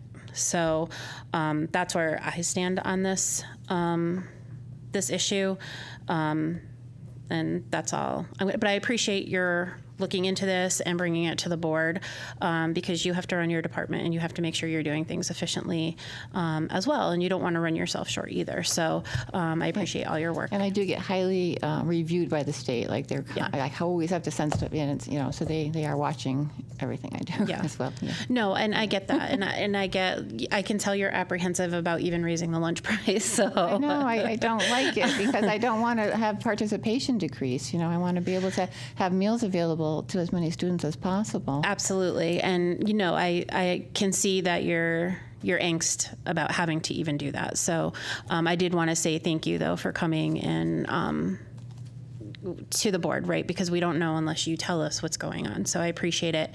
That's just where I stand on the matter. So thank you. Can I just clarify before Ms. Pickett answers her question? Just a clarification on the insurance. It's the overall cost of the insurance, the employee pays 17.5%, because that's a big difference. Ms. Pickett. A question I have is, what about fundraising or selling food items during school-sponsored events? Oh, completely acceptable. That's okay. So like a football game. Even if you were to go into the healthy food certification avenue, I would highly recommend you don't go into that avenue unless you also approve the beverage and food exemption, because otherwise you cannot sell anything. Right. So yeah, absolutely should, and that lets all of your booster clubs still run all of it, and it's what we define as an event, right? I think that's the key word, is what is an event. Perfect. Thanks. Yeah, I know this is going to sound like a silly question, but we were so lucky to have Paige Beckers come here one year, and Dunkin' sponsored it, and they gave out Dunkin' Donuts like by the handful during the pep rally because it's her NIL, and like something like that wouldn't even be able to. I mean, it wasn't during lunch. Didn't key piece here. She didn't sell it. They did not sell it. They gave it. They gave it to the student. Right. Although our wellness play kind of. And here's the thing, and I don't want to cut you off because I think it gets incredibly confusing. Yes, it does. We have multiple items at play here. Yep. We have Connecticut nutrition standards, which we have to follow through the day. Then you have healthy food certification. That's a whole nother confusing item.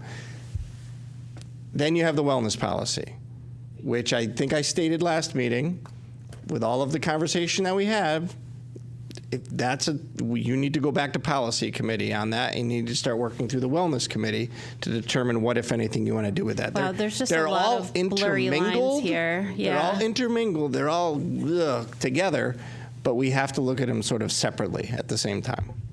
Yeah. Sorry to cut you off, Diane. No, thank you. That was great. Thanks. It's really hard because I think for me personally, and I don't know about anybody else, but they're all completely like intertangled in my mind. I'm having a hard time separating that. So I deal with this all the time, and it was hard for me even to try to get the information out so that you could understand it clearly without it getting confusing, because it's very confusing, I feel too. yeah, for me, I always just worry about the student impact of everything, and so that's kind of where I struggle with it.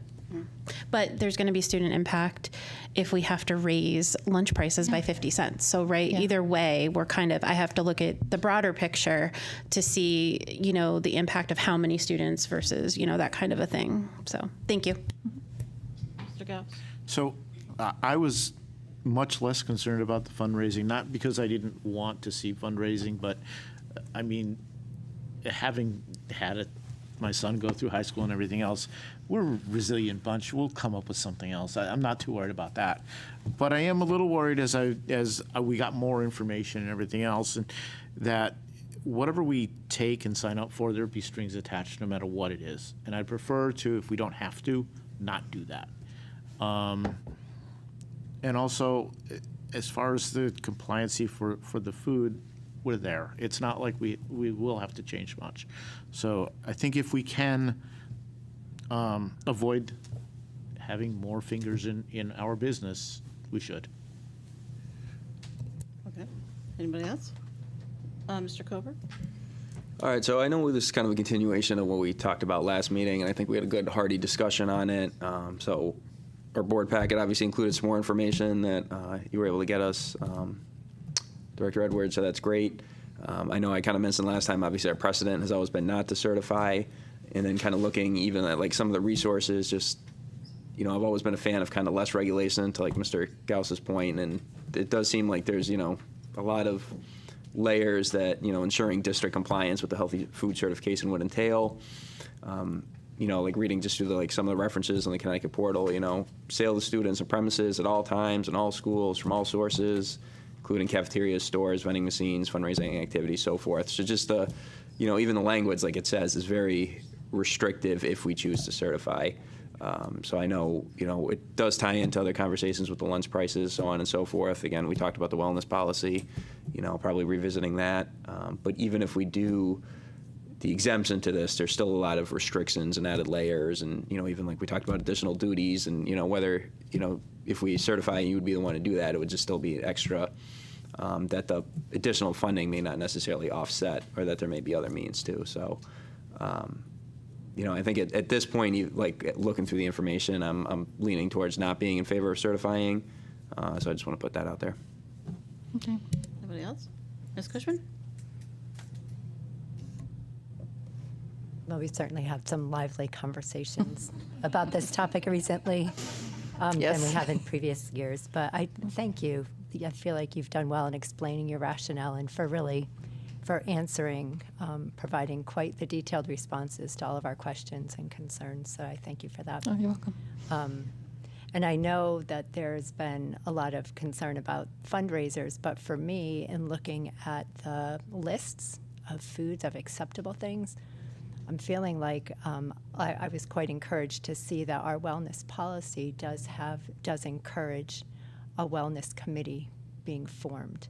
And I'm really looking forward to looking into this policy in the fall, because I'm just thinking that valuing that community input and really looking at what are we calling nutritious foods that's in that list is really quite a disappointment. It's really what I would consider to not be very clean food, in the sense of having a lot of toxins and additives in it.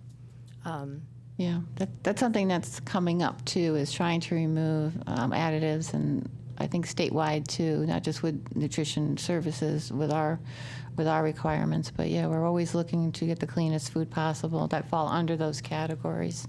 That's why we serve a lot of fresh fruits and vegetables instead of canned or processed ones. Yeah, I can understand your concern. Yeah. So given, and I just figure, given that our last price increase was from 2015, that's pretty remarkable to go that long. And likewise, as others have said, in lieu of conceding to more government directives and incentives, I really would be more supportive of that additional, adding the 50%, 50 cents per meal. That would enable us to still maintain the pricing well below that of other districts in our DIRG. So likewise, I don't see myself supporting this healthy food certification either. Yeah, go ahead. I'm just going to muddy the waters. I apologize. Yeah. So it's hard because now I'm thinking we're going to raise the prices 50 cents. So you have parents that don't apply for free and reduced lunch, and they're barely getting by, and then you're going to raise it 50 cents a day, Right. and then they have 3 kids, and for whatever reason, their kids absolutely love school lunch, right? And they want it every day. That could be, a good amount of money that parent is paying out for school lunch. So I'm still very torn because I can't talk about, student engagement on one end, but then think about the financial burden on the other end for families. So that wasn't very helpful. I just wanted to share that. I'm going to further muddy the water. Okay. You started stirring it. I'm going to just keep going. We're talking all about lunches, breakfast prices. There was no recommendation to change breakfast prices, correct? Right. The regulation is for lunch prices and not breakfast. Okay, so just so we're clear, right? Breakfast is not a mandated Because there is, program. there's 3 different prices that you can adjust, right? There's 3 main prices you can adjust: breakfast, lunch, and milk, because those are individually you can be purchased, but we're only talking about lunch. And the reason they do that is because lunch is a mandated program that we have to have. We do not have to have breakfast programs, but we chose to have breakfast programs in all of our schools. But with that information, could we adjust when we do our discussion and action of regarding meal pricing? Could we adjust pricing across all of those so it's not as much of a jump? Or which, this is hard, this is where I need data and information, because I'm like, how many kids just buy milk? And like, how much is that? And when was the last time that was raised? And is that something, so that is a wonder of mine.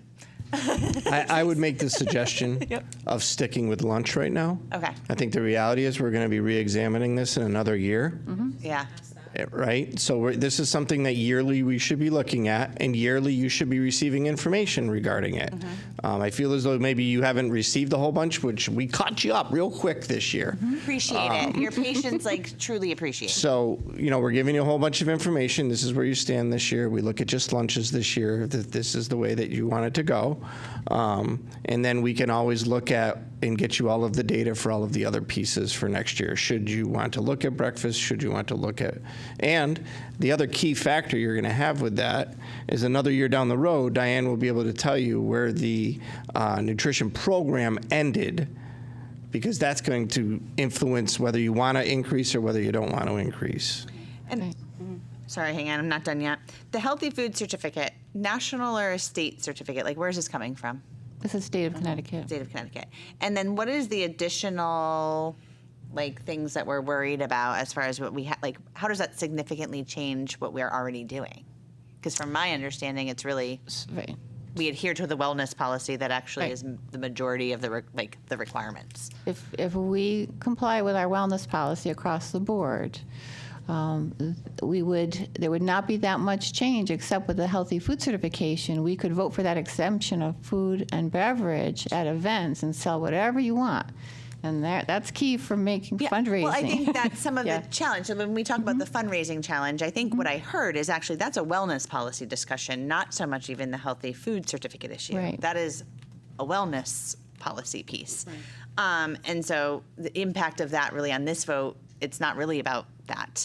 And then my wonder is sitting up here as colleagues, I don't know what the reservation is as far as state oversight if that's not anything different than what we're currently doing. So because when I get reviewed, they come out, they spend 2 or 3 days with me. They look at everything I do. They watch students go through the line. I have to submit labels for everything that I sell or give to a student. They review all of my records, my payroll, my training records for everything. I mean, it's intensive. So me submitting some labels for healthy food certification, to me, I don't feel like it's an overreach. I just think it's just something that I have to do anyway for the state. I'm just sending them, additional information. So I would just say to you in particular, Phil, and others that are in favor of transparency and oversight and ensuring dollars are being well spent, it sounds like that's what the oversight is actually about and would be something that you would actually support. So I just want to add, when we first brought this up in the Finance Committee meeting, and you had said you want us to now say yes, that to me raised a red flag. Okay, something happened, and now we have to correct the situation, because you obviously are knowledgeable and versed in this way better than we are. So I also don't really want to, I don't want to go the full 50 cents either. I'm a more gradual approach on the whole lunch thing. I know eventually we're going to have to get there, but I don't want to go like full bore right away. And it seems like, obviously what Amanda had already said, is it's more of a wellness policy versus following this. And I don't really want to also leave $40,000 on the table. That's our money anyways, if it can help us not raise a price on a kid's lunch. Exactly. So that's kind of where I'm coming from the whole thing. Yeah. It came from, I'm constantly doing the financials and looking at things, and all of a sudden I'm seeing loss, and then I'm like, okay, then we have to revisit these things. And if it's going to take, let's say if you decide no, then that's a whole year. Right. I didn't want to have to wait another year and then go, now we're really in trouble, because if we ever get to a point where I can't pay the bills, or just that, it's going to have, the money's going to have to come from somewhere, and it's going to have to come from the budget. Right. Yeah, and just for clarification, if there ever comes a point where she's operating in the red at the end of the year, the Board of Education has to make her whole. Yep. So, because there are many nutrition programs across the state where, the board does have to supplement because they're not paying their bills, if you will. I saw Mr. Ryder. Mr. Ryder, I see your hand up. Go for it. So just a quick question. So right now, the wellness policy 6142.101 does not specifically exclude us from raising prices 25 cents or not, and it also doesn't specifically bar us from just a handful of fundraisers with the superintendent's blessing, et cetera. So is there a new 6142.101 coming? And I asked that to Ms. Cushman, Mr. Longy, and Mr. Macchio, because as this reads now, and this policy has been in effect since May 11th, 2021, we're okay doing what we're doing. And that's my concern.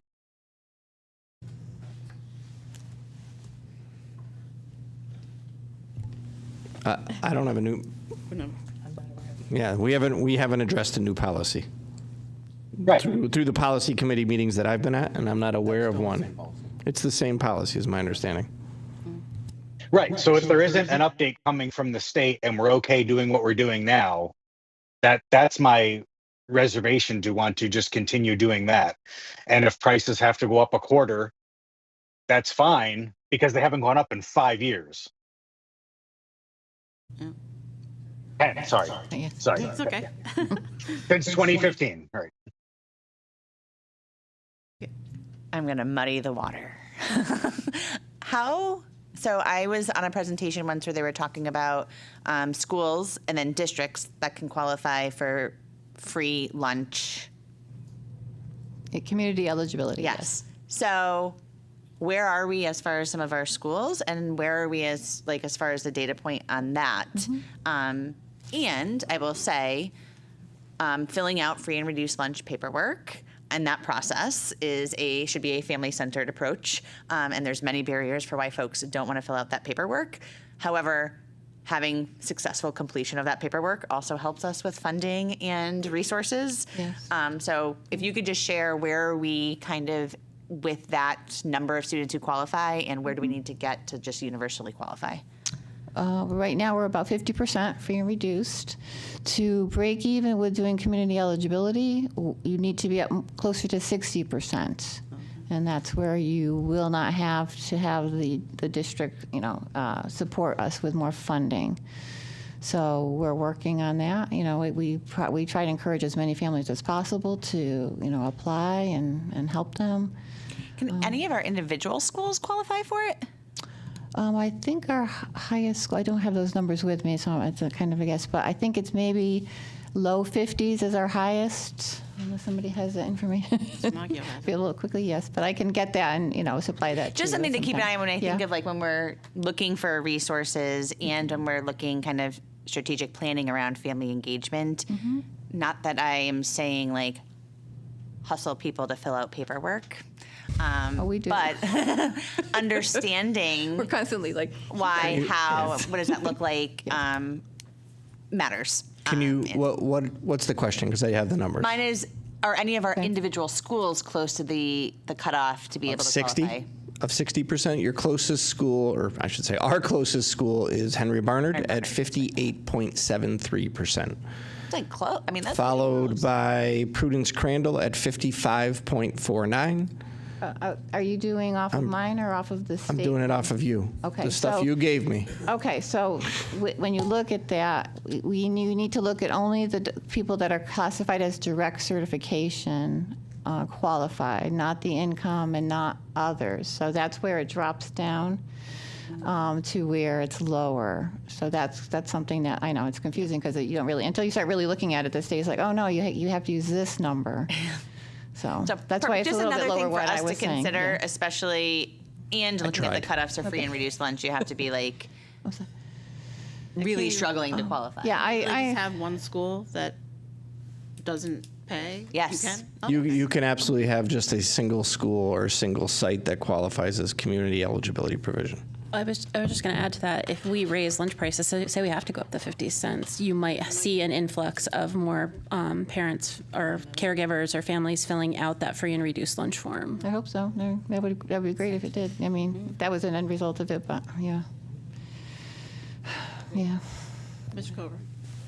So, Dr. Edwards, I had a question. I forgot to ask it earlier, but one of the restrictions is also like if we supply food to schools under inter-school agreements. Do we do that at all? I know sometimes, like with the parochial schools, we do have certain agreements with them. For our food, do we currently do that? I have an agreement with St. Bernard School, but they are their own sponsor, so I don't. They filed all their own paperwork and reimbursement.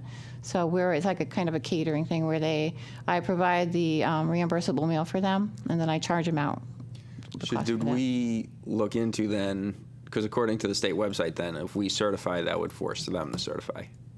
Because it restricts also recipient schools under inter-school agreements. They would not have any issues with. They do no, sales. Okay. Yeah. But and then the food, I know we talked about the food in your kitchen, obviously already complies. Yeah. So it doesn't matter. Yeah. So I think the sticking point that we're talking about, and to Mrs. Pickett points, it's not necessarily already the stuff we're doing, but it's the restriction on, food sales to students, after-school programs, activities, enrichment programs, extracurricular classes, tutoring sessions, student clubs, student parties that collect a fee, culinary arts programs, family and consumer science classes, recipient schools, like I just mentioned, a la carte foods, reimbursable snacks in the ASP, summer school programs, and anything operated by the BOE or outside entity. And then we just talked about the exemptions, because it does also restrict vendors and school premises and food trucks. Presumably, though, if we certified, the exemption would take care of that because those are only happening at events. But if for any reason we didn't have that event, this would restrict those as well. So I guess it's kind of my point that this is very a far-reaching certification for multiple aspects. So, yeah. All right. Anybody else? Okay. I think we had a pretty robust discussion here. I think you guys have chewed on this long enough. But I think that it was a better discussion this time around because we definitely had the data that we kind of really needed to firm it up. Okay, so do I have to read? So vote? We do already have a motion on the floor with the first and second. So Hold on. What you need to do is read the first vote number 1. All right. And then if you decide to, then you go to vote number 2. then we're going to need to rescind the first motion, the main motion that was made by Amanda and Jean. That will take care of you, okay? Does that make sense? All right, so I'm going to read the first. I'm going to read vote 1. Yep. Do the first vote first that you have on this piece of paper. Diane's long wording. Yep, great. Okay, pursuant to Connecticut General Statute Section 10-215F, the Enfield Board of Education certifies that all food items offered for sale to students in the schools under its jurisdiction and not exempted from the Connecticut nutrition standards published by the Connecticut State Department of Education will comply with the Connecticut nutrition standards during the period of July 1st, 2025 through June 30th, 2026. This certification shall include all food offered for sale to students separately from reimbursable meals at all times and from all sources, including but not limited to school stores, vending machines, school cafeterias, culinary programs, and any fundraising activities on school premises sponsored by the school or non-school organizations and groups. Therefore, the Enfield Board of Education elects to certify the 2025-26 Healthy Food Certification as presented. So that's Now you need. So moved. Thank you. moved by Ms. Pickett. Second by Ms. Cushman. Roll call, please. Discussion, I hate to say No, that sorry, word. any other discussion? No more discussion. Please, no more We're good. discussion. That motion was to certify. This is to certify, yes. Okay. So now she'll call, get a please. roll call. Okay. Number 1. Okay. Dr. Kalman. Yes. Mrs. Cushman. No. Mr. Gauss. No. Mr. Kober. No. Mrs. LeBlanc.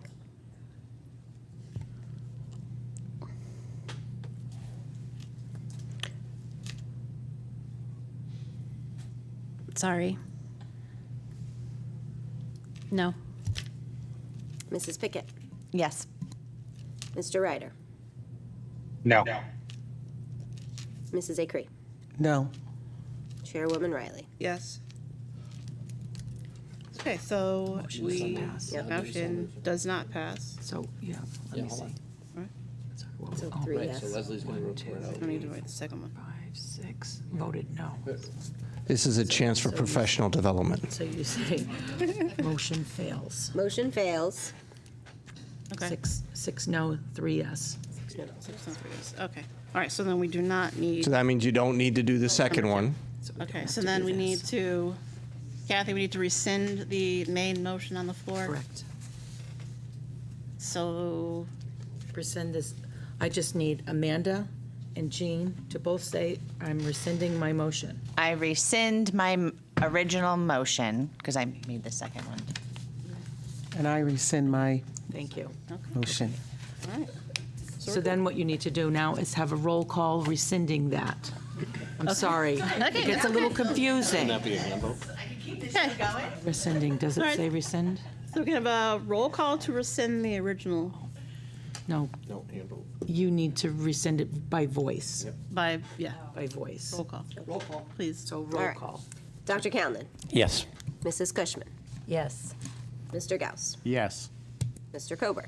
Yes. Mrs. LeBlanc. Yes. Mrs. Pickett. Yes. Mr. Ryder. Yes. Mrs. Acree. Yes. Chairwoman Riley. Yes. Motion passes. Okay, all right. Hey, guess what? We're done with number 6, all of them. Okay, so that's now we're on superintendent's report. Do we have the ability, it just, No, that's, yeah, in all honesty, did you want to Didn't move make that a one. motion to move the, do you want to move it? Okay, we can do that. well, So, I mean, while it's fresh in your heads, so I need a motion to move item 11B to 6F. So moved. Second. Motion made by Mr. Kober, second by, who was that? Ms. LeBlanc? Discussion? Yeah. Yes. Yes. Is there discussion? Mr. Kober, did you have something? No? Okay, so show of hands in favor. All in favor, none against. Okay, so meal pricing.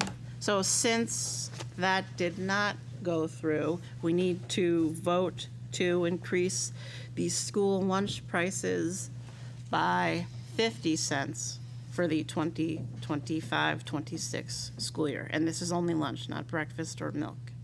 So I need a motion. Motion So made moved. by Ms. Cushman, second by Dr. Callinan. Discussion on this issue. Mr. Cover. So I think whether it's fortunate or unfortunate, a lot of our discussion on the previous item kind of overlapped with this. So I know the administration recommended the two prices strictly for lunch, increasing, I think, 25 cents if we certified, 50 cents if we didn't certify. So now we're just kind of looking at the 50-cent recommendation and kind of, again, echoing what we talked about. I think that is kind of a big bite to take in 1 year. I know there could be unintended consequences. I think it was Ms. LeBlanc that said, you know, you think about the financial impact for families if they got multiple kids in Enfield Public Schools. You know, you're not just talking 50 cents a day, you know, multiply it times multiple children, you know, throughout the week. You know, we could also potentially see more people applying for free and reduced lunch. I mean, we talk about our numbers being currently, you know, whatever, 48 to 50% based off the last report. This might be a driver that drives it up, which may have some benefits for community eligibility. But again, that's also causing issues. So I know personally, like we said, we haven't increased prices in a while. We're probably due to increase prices again. However, I think 50 cents for the lunch is probably a little steep. So, you know, I don't know if we want to talk other numbers and try to work that math out real quick, if we want to table this or do something else. But as is, I think 50% for lunch might be a little too high to take action on at this point. Anybody else? Miss Acree, go for it. So Diane, if we said no to 50 cents, what would be can we vote tonight and say we only want to raise it a dime over the quarter, you know, like 35 cents? Could I just jump in respectfully? Your health services director has been asked to provide numerous amounts of information. She's crunched the numbers. Even with healthy food certification, she believes she needs an additional 25 cents. You've now voted down. So minimally, You can't have your cake too. Minimally, she's telling you she needs 25 cents when she's already planning on bringing in an additional $42,000. So, respectfully, the professional who's looked at this as long as she has is requesting 50,000, or excuse me, is requesting 50 cents because when you don't certify the healthy foods, the increase, the $40,000 difference there, and I know it gets hard because there's multiple 40,000s and 80,000s, that additional 40,000 that you're trying to recoup can only be recouped by the parents who pay full price. That's why it has to go up another 25 cents. If you could spread it across everybody, you'd be able to raise it just a little bit, but you can't because she's going to receive a reimbursement from the state for all of her free and reduced lunch meals, but for full price meals, it's only a smaller portion of it. So that's why we got to the 50 cents. So I'm jumping in because respectfully, she has crunched these numbers. She spent a lot of time with me looking at these numbers and explaining them. I feel like I keep jumping in because we've spent so much time, I almost feel as though I know them as well as you. And then, on top of that, if she, like you said before, if she runs in the red, we're going to have to cover it, and that's going to come from our non-lapsing fund, which is, I don't know if that's really what you want to use. I honestly think this is another example of why you don't wait to raise for a large jump. You small incremental little bits across time because those little scratches are a lot less painful than that big chunk that you're going to try to take. Now, this is, in my opinion, it's going to be about communication from her office to the principals, to the administrators, so that we can get it out to the parents so that they truly understand if this is going to be a hardship, here's a way that we can help you. And it may result in increased numbers of folks that are going to those forms to fill out. And again, that's That's going to be a familial decision that they have to make. We do have the opportunity, but it's going to be a big communication push in terms of what we could do. Can I just add? So we're going to revisit this again next year, and I think it's important now that you've identified this that next year you'll probably be able to have some sort of figure that says, had you certified that, this is what, and it's going to be wanted to be, whoever's sitting here, I guess, will want to revisit that, because at that time you'll be looking more specifically at it as the school lunches start in September. So that number, wouldn't be like necessarily an approximation, but you could have more of a definitive, like, look, had we have done this, this is what the outcome would have been. So that's just a thought. So I'm struggling because folks, like, it was clear when we did the last vote that if we didn't certify it, it was going up 50 cents. So I think we made that vote knowing that. And we don't want to end up in the red because that's obviously been an issue. So we have to get funds somewhere. I'm struggling because I get why we're just looking at lunch price, because it's predictable-ish around what kids eat. I'm just thinking about the burden on families and a 50-cent jump. And I'm like wondering if we could find a creative way of increasing breakfast and lunch. I don't think milk is probably our biggest seller. I don't even know how much our breakfast does. So I guess I'm just frustrated and feel a little handcuffed into a decision, but understand why. But also wishes we had options. Anybody else? Mr. Gauss. So I'm actually for increasing to the 50 cents, but also I would be even amenable to increasing half the difference between what we're paying, what our kids pay, and other towns. They don't charge what they do because they've figured out how to make money on it. They charge what they do because they have to.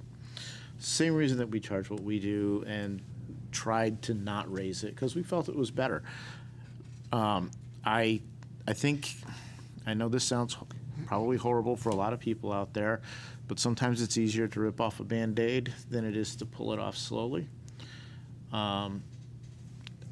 It's for some things, predicted expenses, incremental, like the technology thing, are a good idea. But if I can see where it would be very frustrating for parents to go up, I'm just going to use zero numbers, 10 cents, then another 10 cents, then another 10 cents, and have it keep adding up.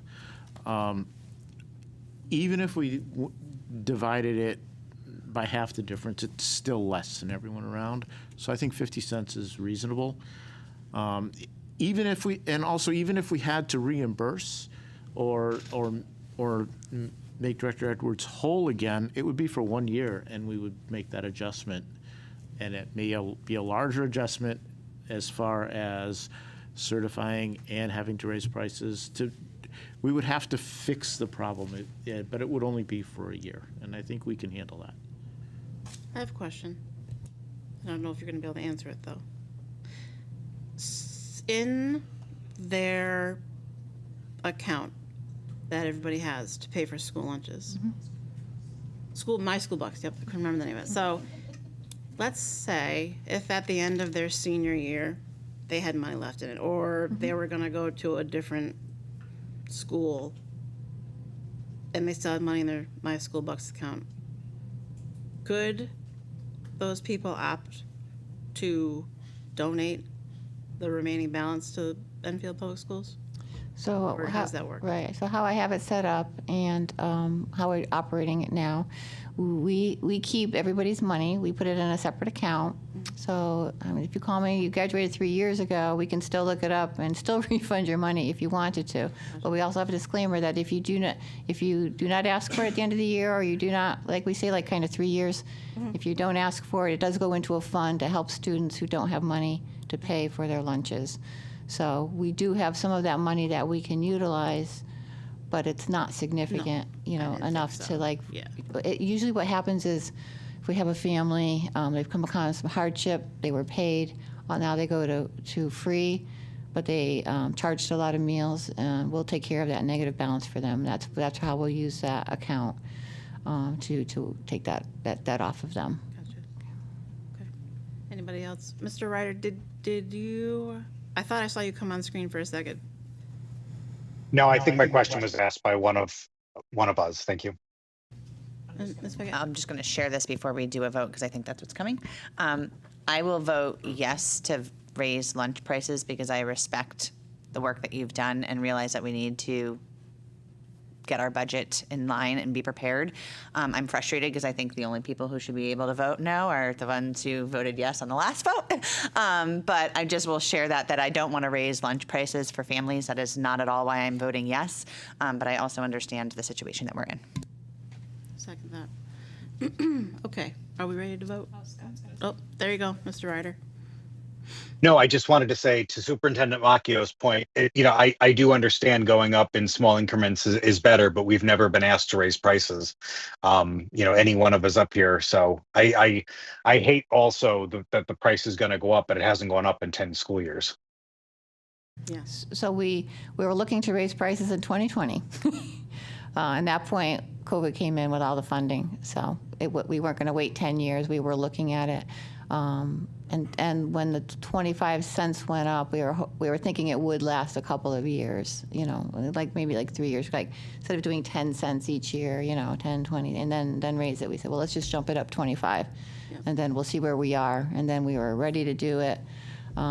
Just like we were going to look at doing healthy food certification at that time too, because we knew we were getting to the level where we needed to do that. And then all the funding came in from COVID, which lasted 3 or more years at this point. So we won't do that. We'll be more informed in looking at it every year. So we don't have to. So this will be something that we'll likely put on a standing agenda for my calendar at like beginning of May. I know it's the end of the year, but you're already thinking about the year ahead, and she'll have a good projection in terms of where she's going to be. Okay. All right. Can we proceed to vote? Roll call, please. Leslie. Dr. Kalman. Yes. Mrs. Cushman. Yes. Mr. Gauss. Yes. Mr. Kober. No. Mrs. LeBlanc. Yes. Mrs. Pickett. Yes. Mr. Ryder. Yes. Mrs. Acree. Yes. Chairwoman Riley. Yes. Motion passes. All right. Okay. Moving on. Now we can have the superintendent's report. Thank you, Diane, for coming. Thank you so much. Thank you. Thank you, Diane. Okay, I'm all out of order right here. Okay, so first of all, just a reminder that the high school class of 2025 has their graduation on the 17th, starting at 7. You have in your packet a quorum agenda, because I would imagine we will have a quorum there. Summer lunch link enclosed in your packet is the flyer for the Enfield Food Shelf. They have for their summer lunch program for the public schools, for those that currently receive free or reduced lunch meals. And the program is going to start on the 24th, and it's going to happen at the Enfield Food Shelf and at Hazardville United Methodist Church. For the EPS update, I just want to give you a brief update. I know we've been here for a while already, but I'll make it as brief as possible. Transportation-wise, we are full bore moving forward with the switch over to the software program to run the bus routing software. Mr. Daig has been spending multiple half-day sessions through trainings, along with the folks over at Smith Bus and Tyler Technologies, who runs the software program. They have spent a lot of time reviewing the district zones to make sure that everything's mapped out properly with how we're running it now. They are working on identifying within Power School sort of a transportation field that will be able to break it down by primary and secondary stops. While they're building it, they're also building it for the next step. which would be sort of not for next school year, but for the one after that, where parents will be going through PowerSchool and updating whether or not they would wish to have their child on the bus or not on the bus. And then the routing softwares will automatically make the adjustment for that. Currently, right now, they have put in the school walk zones and reviewed them to make sure they're correct. And they have identified all of what we would term as hazard zones. So, for example, no student is allowed to cross Elm Street, for example. When you get up to, high school age, you have different danger zones, if you will, or hazard zones. So all of those have been put in. They did a lot of work with Smith Bus because those ladies, they really know where the buses can and cannot go. For example, when you go over down by River Street, the bus can't get underneath that bridge. So they have to put a stop in a different location. So all of that work is happening right now. I bring all of this up with you because I really want to make sure that we're going to be able to communicate out. We strongly anticipate that the bus runs are going to be very different than previous years. The bus runs had not been adjusted from back when there were 6,000 kids in the district. So, I mean, it's a significant change in terms of the numbers of kids from when they originally created these bus runs. So the bus runs are going to be different. They are building them from scratch. We anticipate that this will be done and complete and ready to be communicated out mid-August. It will be done well before that, but they want to have enough lead time to be able to review it and go through it with Smith as well. But we anticipate being able to communicate it out mid-August. And again, like I said, next spring, so when we're sitting here next year at this time, 1 year from now, I'm going to be providing you with an update about how we'll be building the runs on an as-needed basis. Because again, we're building them right now for the numbers of kids the maximum number of kids, I guess, would be the best way of being able to say it. All right, so I just want to give you that update in terms of transportation. As you know from the state legislature, the Alliance funding was approved through the bill. So that will begin in fiscal year 26 and each year thereafter, as long as the Alliance program continues. I will tell you that the Alliance program is mentioned in over 290 different locations across Connecticut statute. So to completely remove the program is a huge lift should the state ever want to go down that road, because it is connected to just about everything. And we are ready to submit the plan as requested. We basically had it built, ready to go. It's just a matter of when they open up the EGMS portal as of July 1 for us to be able to write that. Lastly, I want to welcome to the dais Leslie Lawler, who is really getting an education this evening about how to run Robert's Rules. So she's going to begin her role as executive assistant to the superintendent of schools and deputy superintendent of schools. Next Monday is your official first day. So we welcome her to the dais and as the recorder. And unfortunately, that means that there's one person up at the dais that's truly celebrating. So I do want to publicly acknowledge and thank Kathy Zalicki for all of her years of doing what she does and being up here and keeping everybody doing what we're supposed to be doing through these board meetings, and behind the scenes making sure that I'm doing what I'm supposed to be doing over the course of the 9 months. It's been a short 9 months working with Kathy, but it's been a wonderful 9 months. It really has. She's going to be missed, and I know she has a lot of plans for what she's going to do when she doesn't have to be here on late Tuesday nights. So again, thank you very much, Kath. That's it for me. Yeah, I think we should all do a standing ovation for Kathy because she's amazing.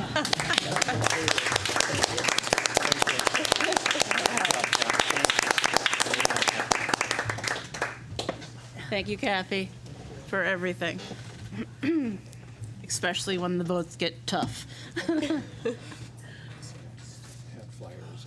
Okay. Okay. All right. Audiences. Maureen Griffin, here we go. This is the latest audience I think we probably have ever had in a board meeting. She's not through a lot. And I'm going to be nice tonight.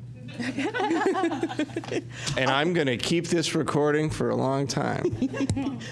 Okay, last board meeting of the school year while school is in session.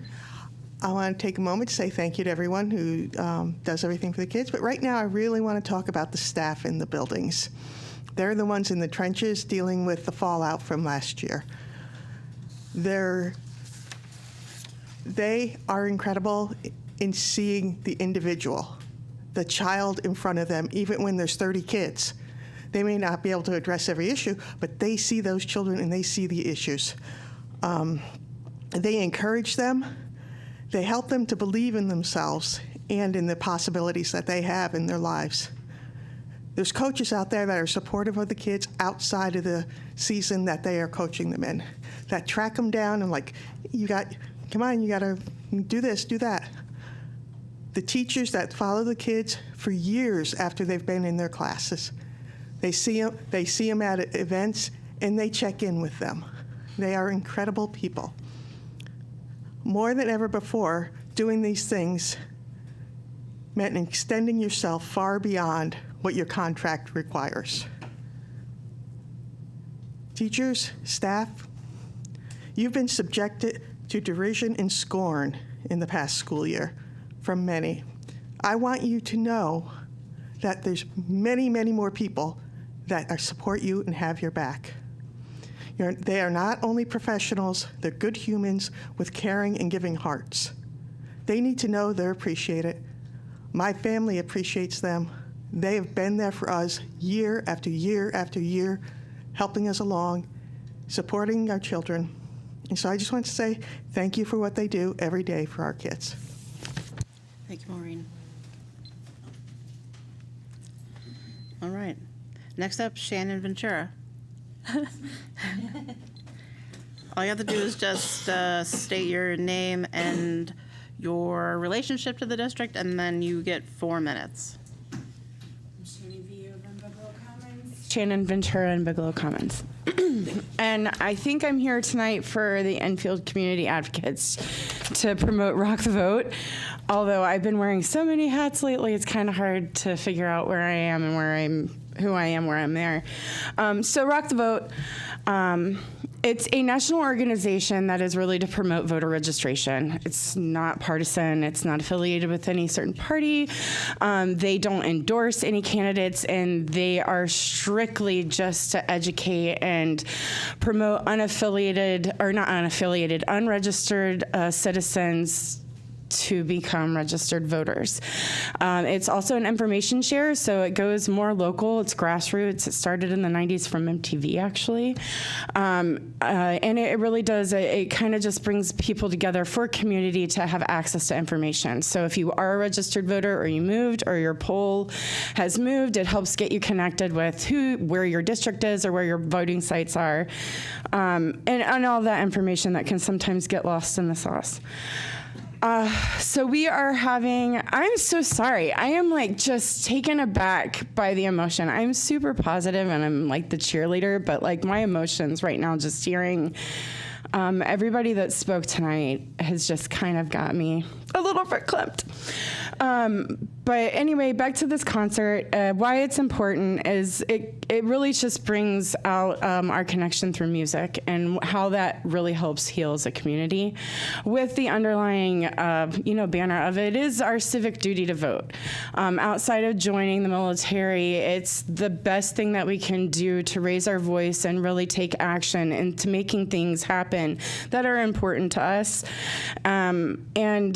It is important. Speaking from somebody, why this is important in education, I guess I'll go that way. I didn't grow up in Connecticut. I grew up in Ohio, and my family migrated from Kentucky and Tennessee.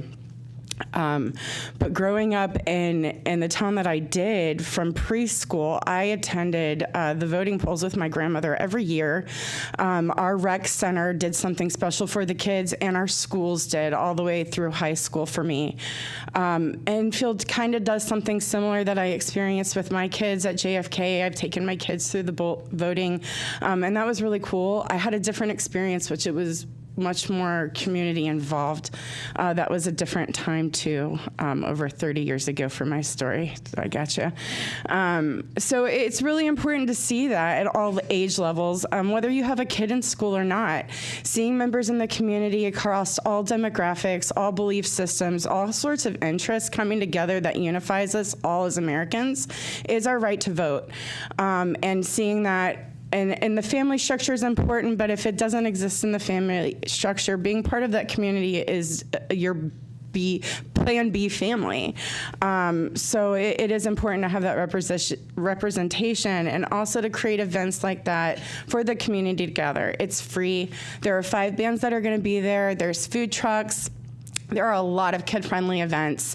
I just recently was able to be part of the Wellness Resource Day in May at the Town Green. And one of the things that I've noticed from doing that is there's so many great groups in Enfield that really like to promote events of gathering. And the common theme is just to bring awareness of what information already exists and how we can make things better. And I think that's great. So I'm here tonight. I had to step out earlier because I attended post-80s flag ceremony. I'm a veteran, so that's important to me. And this town is really big on veteran support. That's my time. So anyway, I got to do a lot of things, and I have to wear a lot of hats, and now I'm missing jazz, which is really going to put me in the mood. I need to go to sleep tonight after all of the running around. But since this is the last time I'll get to speak for this school year, thank you for all of the time and effort and energy, for all the research, the extra research, for the more information you've asked for, and really taking the thoroughness to make these incredibly difficult decisions. I would love to not have that responsibility, but be in the room where you get that information. I think transparency is important right now, and seeing people in the community is important. So getting to be familiar with your faces in public at some of the events that I've gotten to be a part of is great. There are a few of you I don't recognize. So I'd like to see that change if I had to have any kind of ask for what could be different going forward, is we only have time. And if nobody's going to listen, just being present speaks volumes. So, thank you. Thanks, Shannon. Okay, moving on to board member comments. Who would like, Mr. Kober? All right, thank you, Madam Chair. So given the hardiness of our meeting so far, and still got plenty to talk about on our agenda, I'll keep my comments relatively brief. I want to point out June is Men's Health Month, as well as National PTSD Awareness Month. This is time to raise awareness about unique challenges and barriers men face when dealing with mental health issues, encouraging men to speak when needed, and promoting open conversations about mental well-being. In the United States, men account for the majority of suicides, with estimates indicating around 80% are completed by men.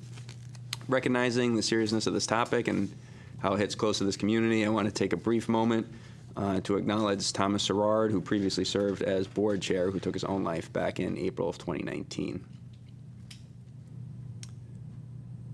I also want to mention Father's Day is coming up this Sunday. This actually ties back into our presentation on the Head Start improvement plan, and I'm glad to see that they had the recommendation of increasing meaningful engagement with father figures. I think we all observe challenges posed by children that have less male role models, as well as a pattern of male caregivers usually not being the primary person that interact with their children and or the educational environment.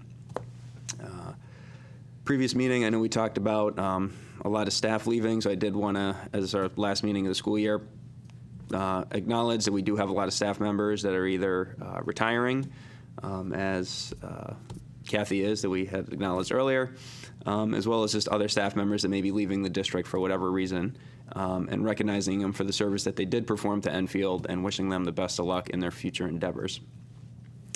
Following up on the superintendent's report, now that we do have that Alliance district designation with the funding carve-out, I know he mentioned that the plan will be prepared and submitted to the state, so I just want to make sure that the board will have a thorough presentation on that plan in one of our upcoming meetings before that is submitted.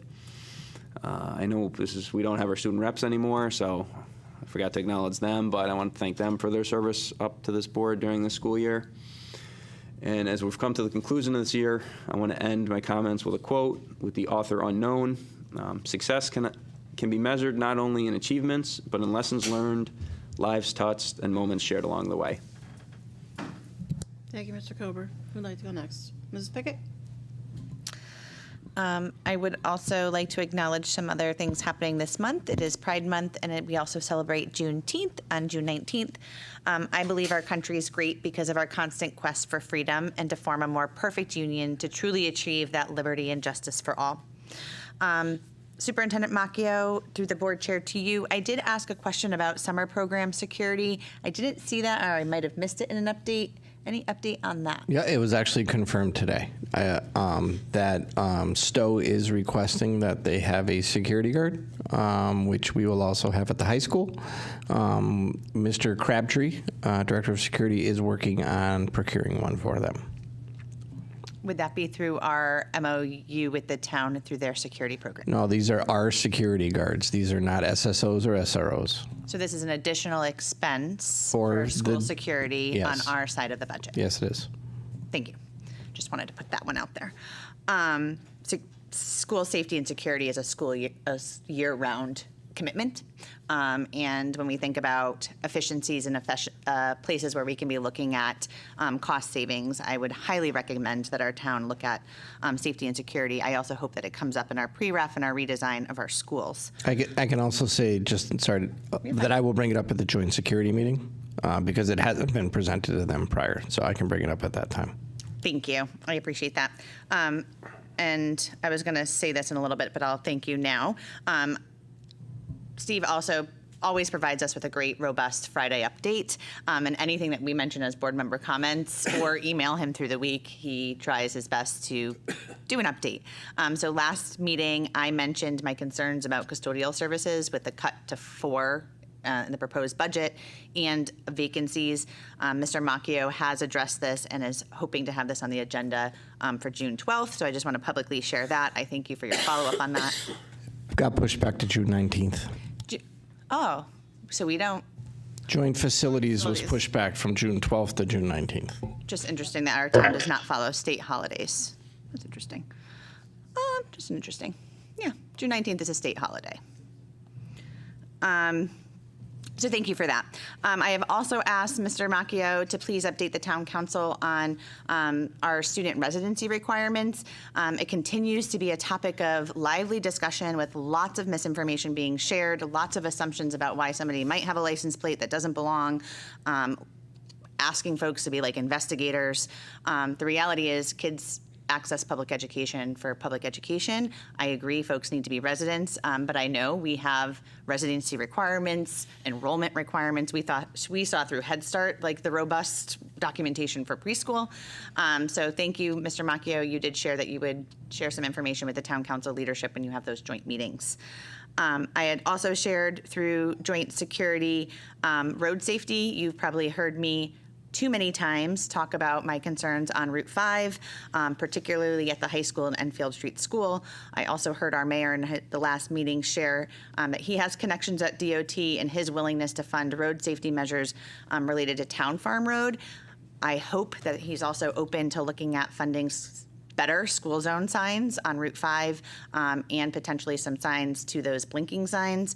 From my understanding, this has been brought up per my request, but it was a financial issue from our town side as investing in that. So if there's openness to road safety, I would hope that a road that many travel in front of 2 of our buildings, actually we have programs at Elkhorn as well, would be addressed. So thank you for being willing to bring that back up as well.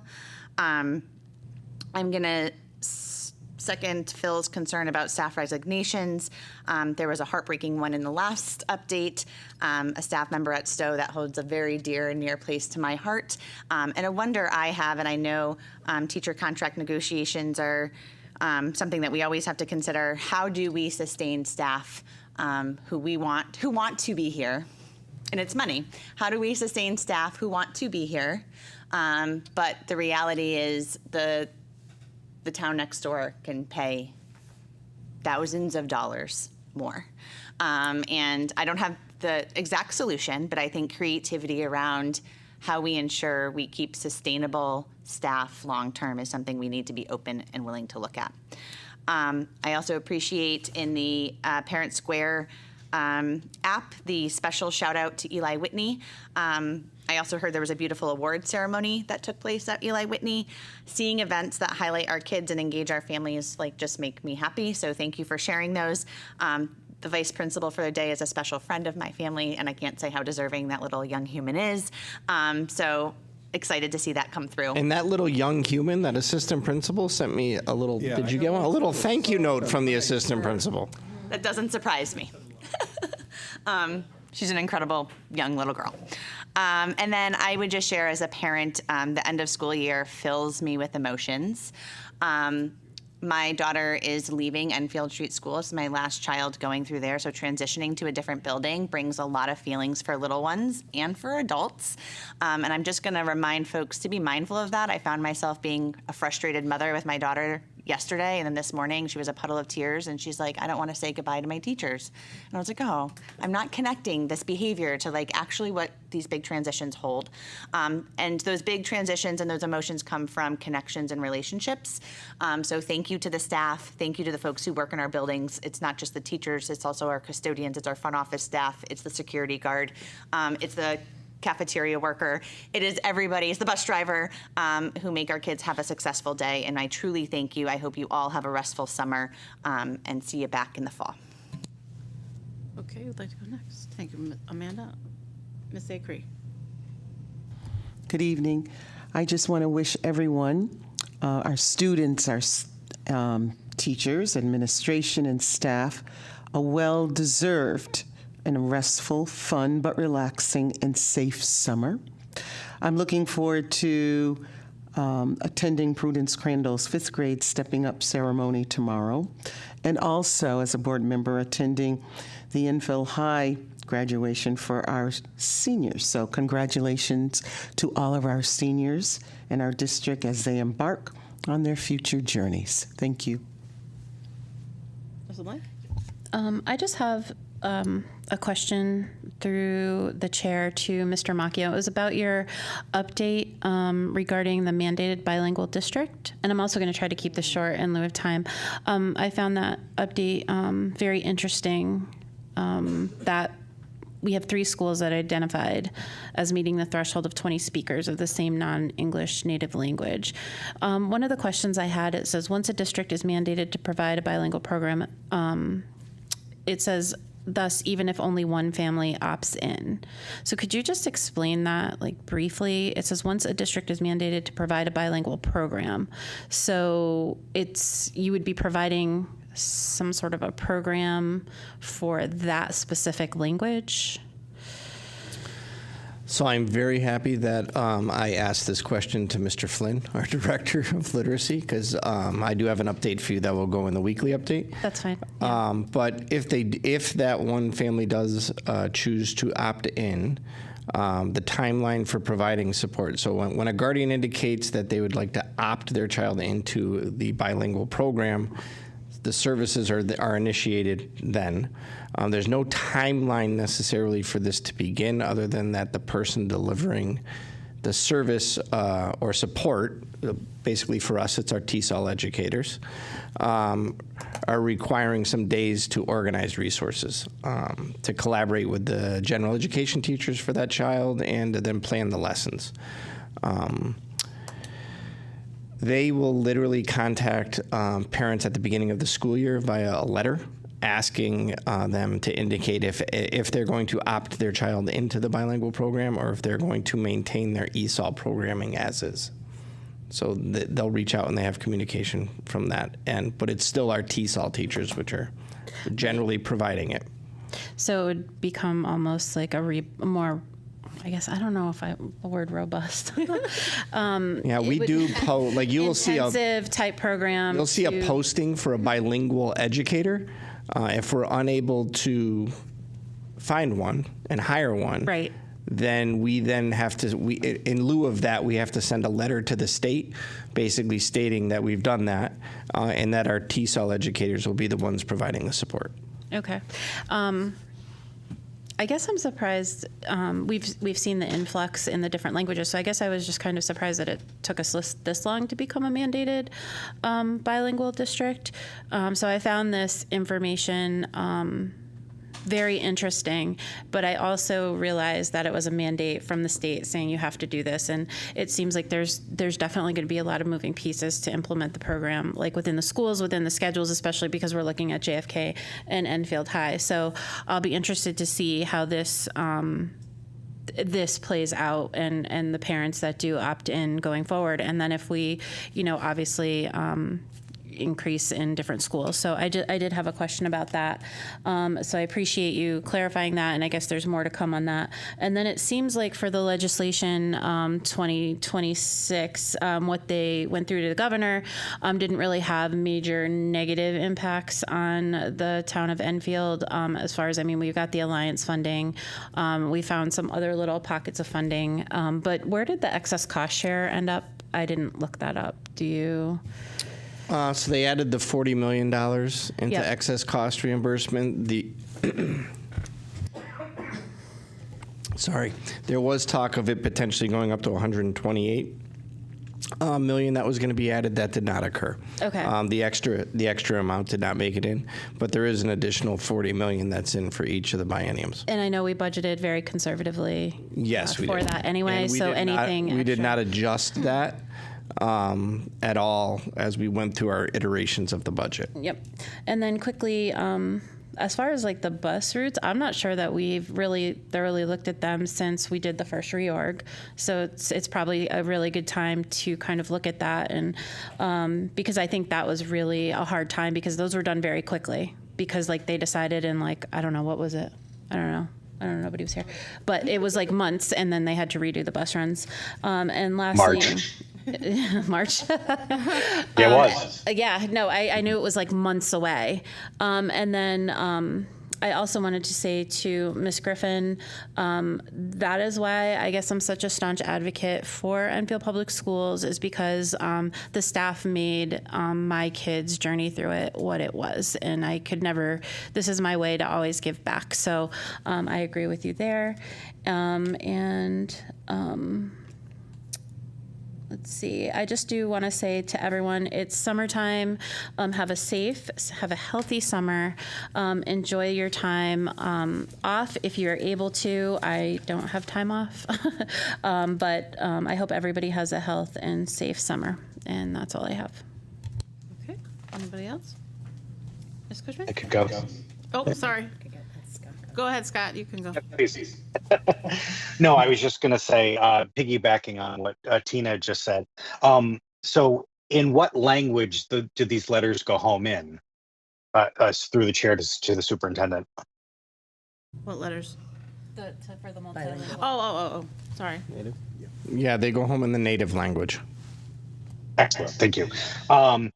So I wanted to give a shout out to Miss Gus. I know she was there earlier talking about adult ed, which she took over from Marilyn Cristati, and she did an amazing job for many, many years. And I'm glad Miss Gus is there. I knew her when I was a mentor at Parkman, where I served for 3 school years. I would go every Thursday and hang out with my mentee, and Miss Gus was a close confidant of his. And so I've known her for a very long time.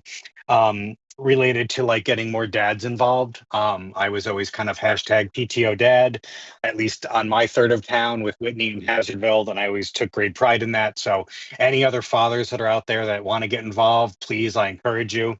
I always say there's never a line in our bathroom because it is a lot of moms. And when you look around and you visit our elementary schools, as I have done on my field day tour the last few weeks, a lot of our elementary teachers are female, and that's fantastic. But like, whenever I would go and visit schools as a father at Whitney or Hazardville, or as the DJ for field day at all of the schools, the last 2 weeks I DJ'd at Whitney and Crandall and Barnard and Enfield Street School. And I did 5 or 6 last year and 6 the year before that. And, it is different. So like when I go, it's just like, oh, that's like a cool dad. So like I'll see like the boys in the classroom run over to me and be like, let's play Star Wars, or like it does. It means a lot. And I saw Phil last week at the Henry Barnard field day. I saw Jean at Prudence Crandall the week before. And it does. It means a lot to our staff when we are there and we are present. And to Maureen and others' points, I say thank you to EPS staff all the time, not at the end of the school year, not at the beginning of the school year, but every other Tuesday. And I do wish them a great summer. I thank them for everything they have done for us. And also just my last point is a quick update on my Eli Whitney tree that I say mine. Lauren got it when she left 5th grade at Eli Whitney many, many years ago. My daughter, as you may or may not know, is an incoming senior this August. So I will have a senior this year. And we received our Eli Whitney tree, which I named him Wally. And I wasn't sure of its height earlier in the school year when I was speaking about it, but I did go out and measure. I didn't send Alex a picture to throw up on ETV, but our tree is at least 8 feet high, so I did want to correct that. And I thank Eli Whitney for letting me be their liaison all these years on the school board. That started when my daughter first started there in 3rd grade. I continued through my son's journey there, and now somehow they're both going to be high schoolers in the fall. So to all the parents out there, the kids get older, we don't, but please have a safe and happy summer, and thank you to all of our staff here in Enfield.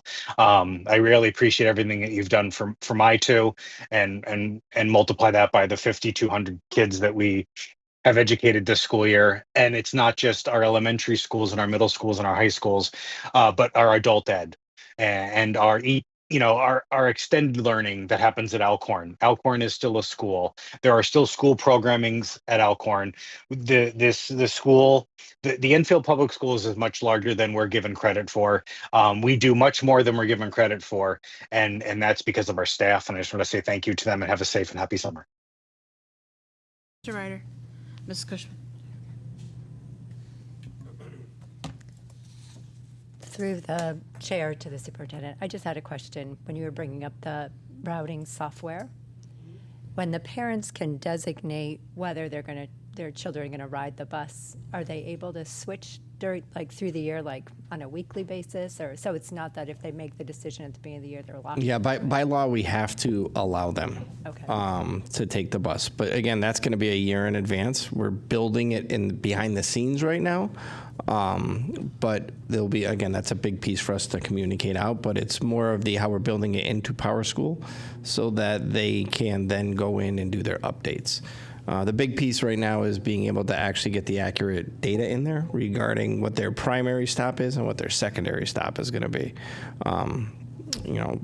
Their morning stop versus their afternoon stop. I mean, all of that has to get brought into play.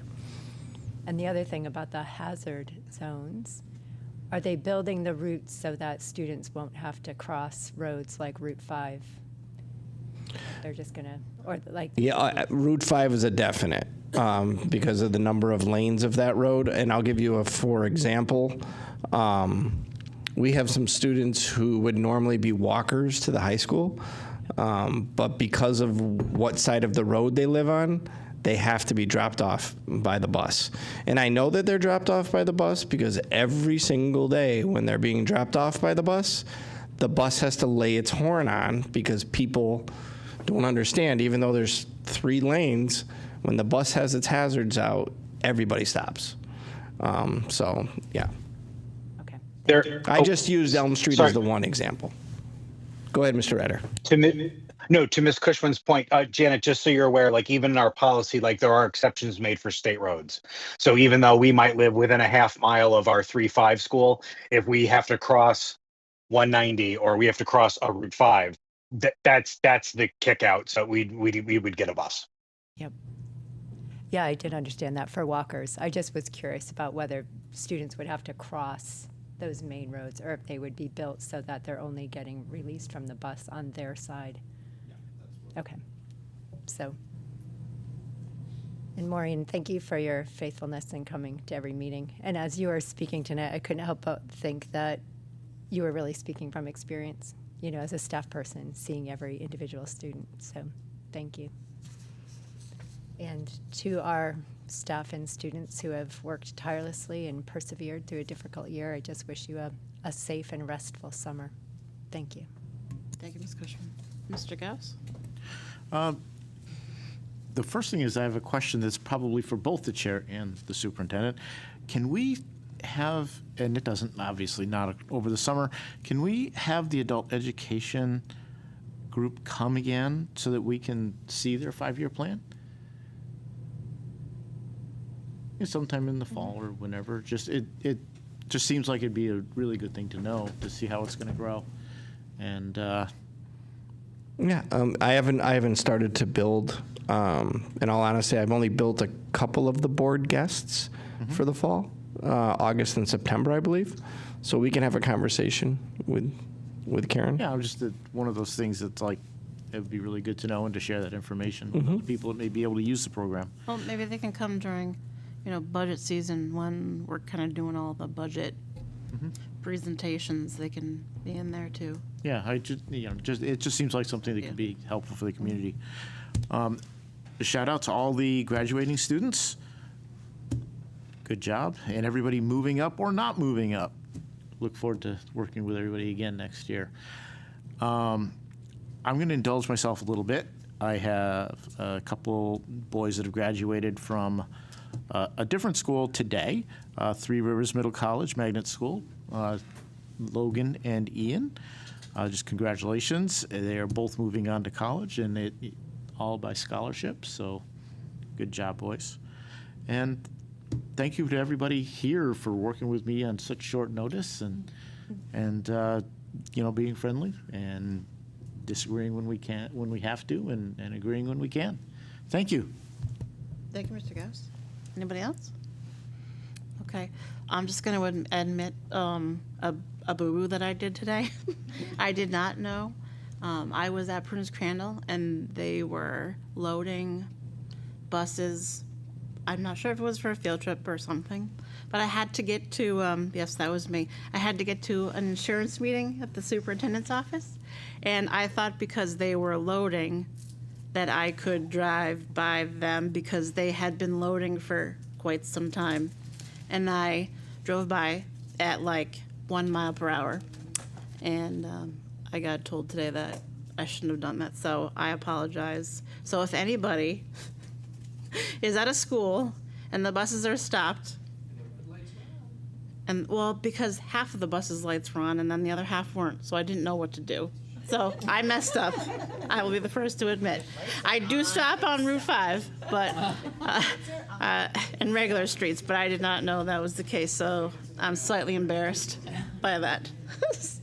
But anyways, speaking of bus drivers and not changing the routes forever, I just wanted to thank Miss Maureen from Bus 3 because she has been our family's bus driver for the last 8 to 9 years, and she's been amazing keeping our kiddos and everybody else's kiddos safe on Bus 3, so thank you to her. Congratulations to all the students at Enfield High School who got scholarships and awards last week. Some students, even our own Izzy, could probably wallpaper the bedrooms with the amount of awards that they got that evening, so congratulations to all of you. You definitely earned it. That is no small feat, especially in your senior year, trying to get through everything else that's going on. And I just wanted to say that I hope everybody has an amazing summer. Everybody earned it, so be safe and have fun. Okay, so next up is unfinished business. We've been here for 3 hours and we're doing unfinished business now. Okay, so A, policy revision, second reading. Mrs. Cushman. Policy 5131, student discipline.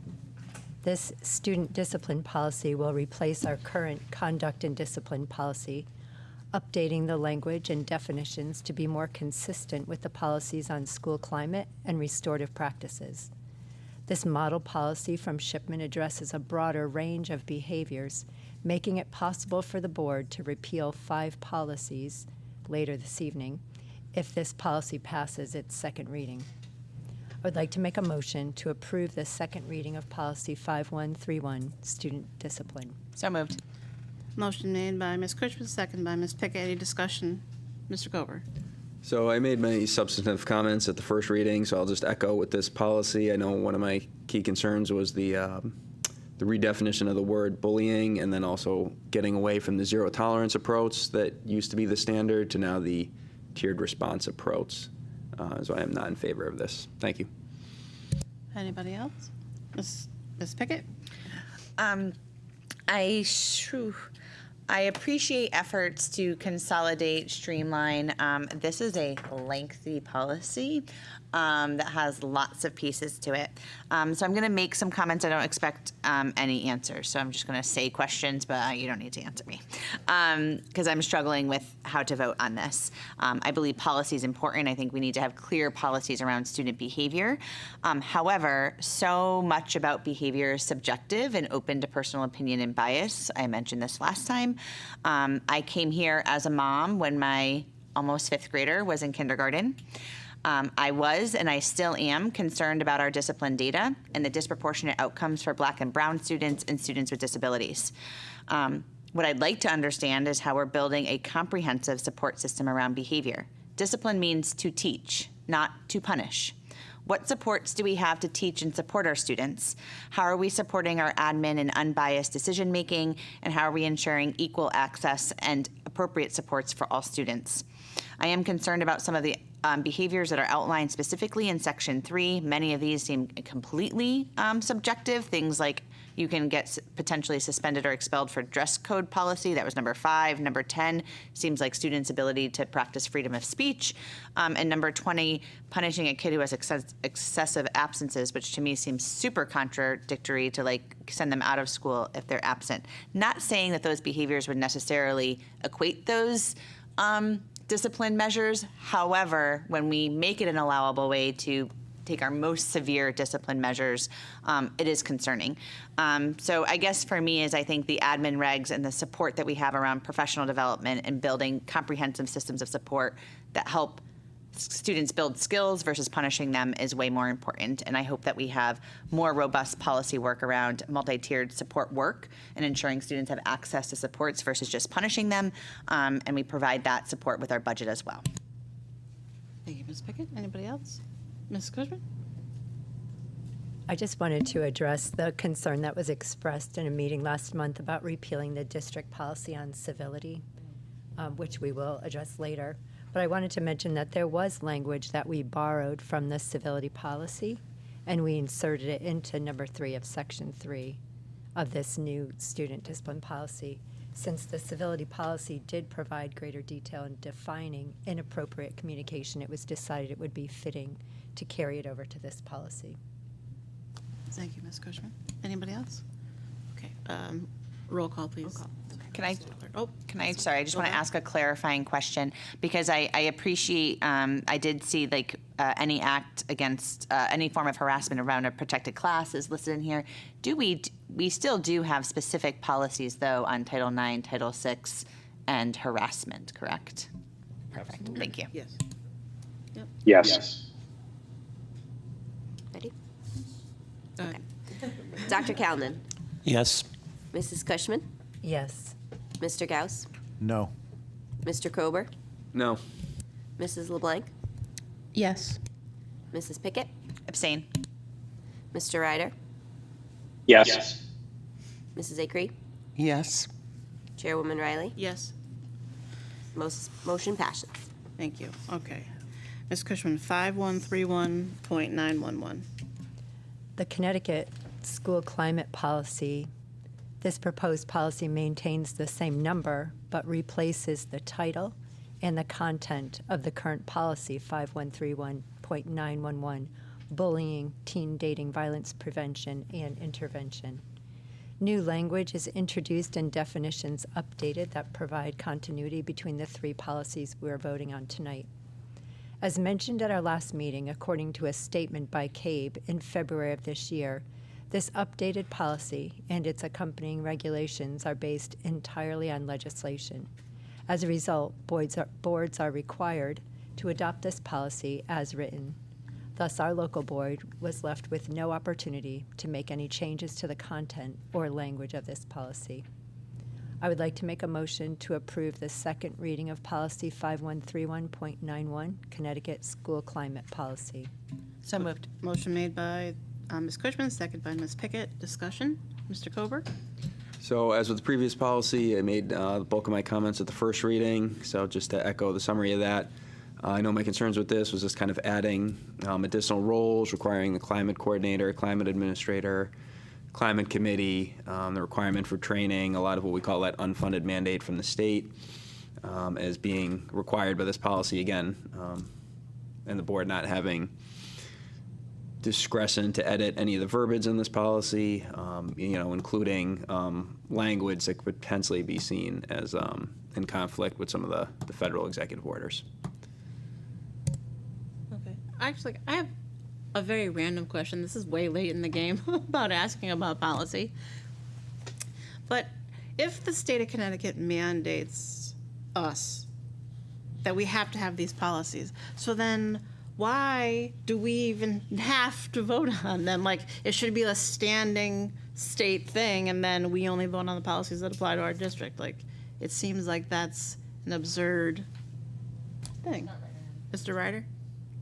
Well, we still need to absorb them into our specific district, even though the state's mandated it.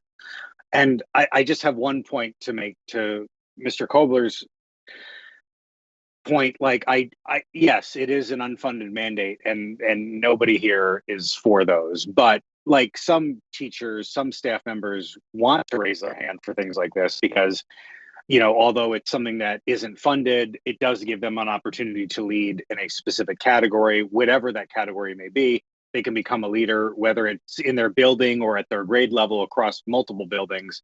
To volunteer for things like that sometimes is an opportunity, though not a financial benefit. It is something that kind of gives them an opportunity to shine as well. Thank you, Mr. Ryder. Ms. Pickett? I would just share for you, Phil, that this was done through state legislature. So when these types of things are done, our state reps become our voice for the policy. The other piece is it was bipartisanly supported originally through committee.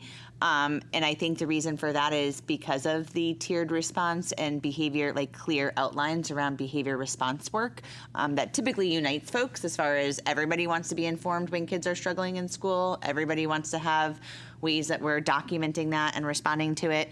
And it's about transparency. So what's required in the school climate improvement plans is actually knowing how our administrators document, report, investigate, and communicate with families and school staff around behavioral incidences.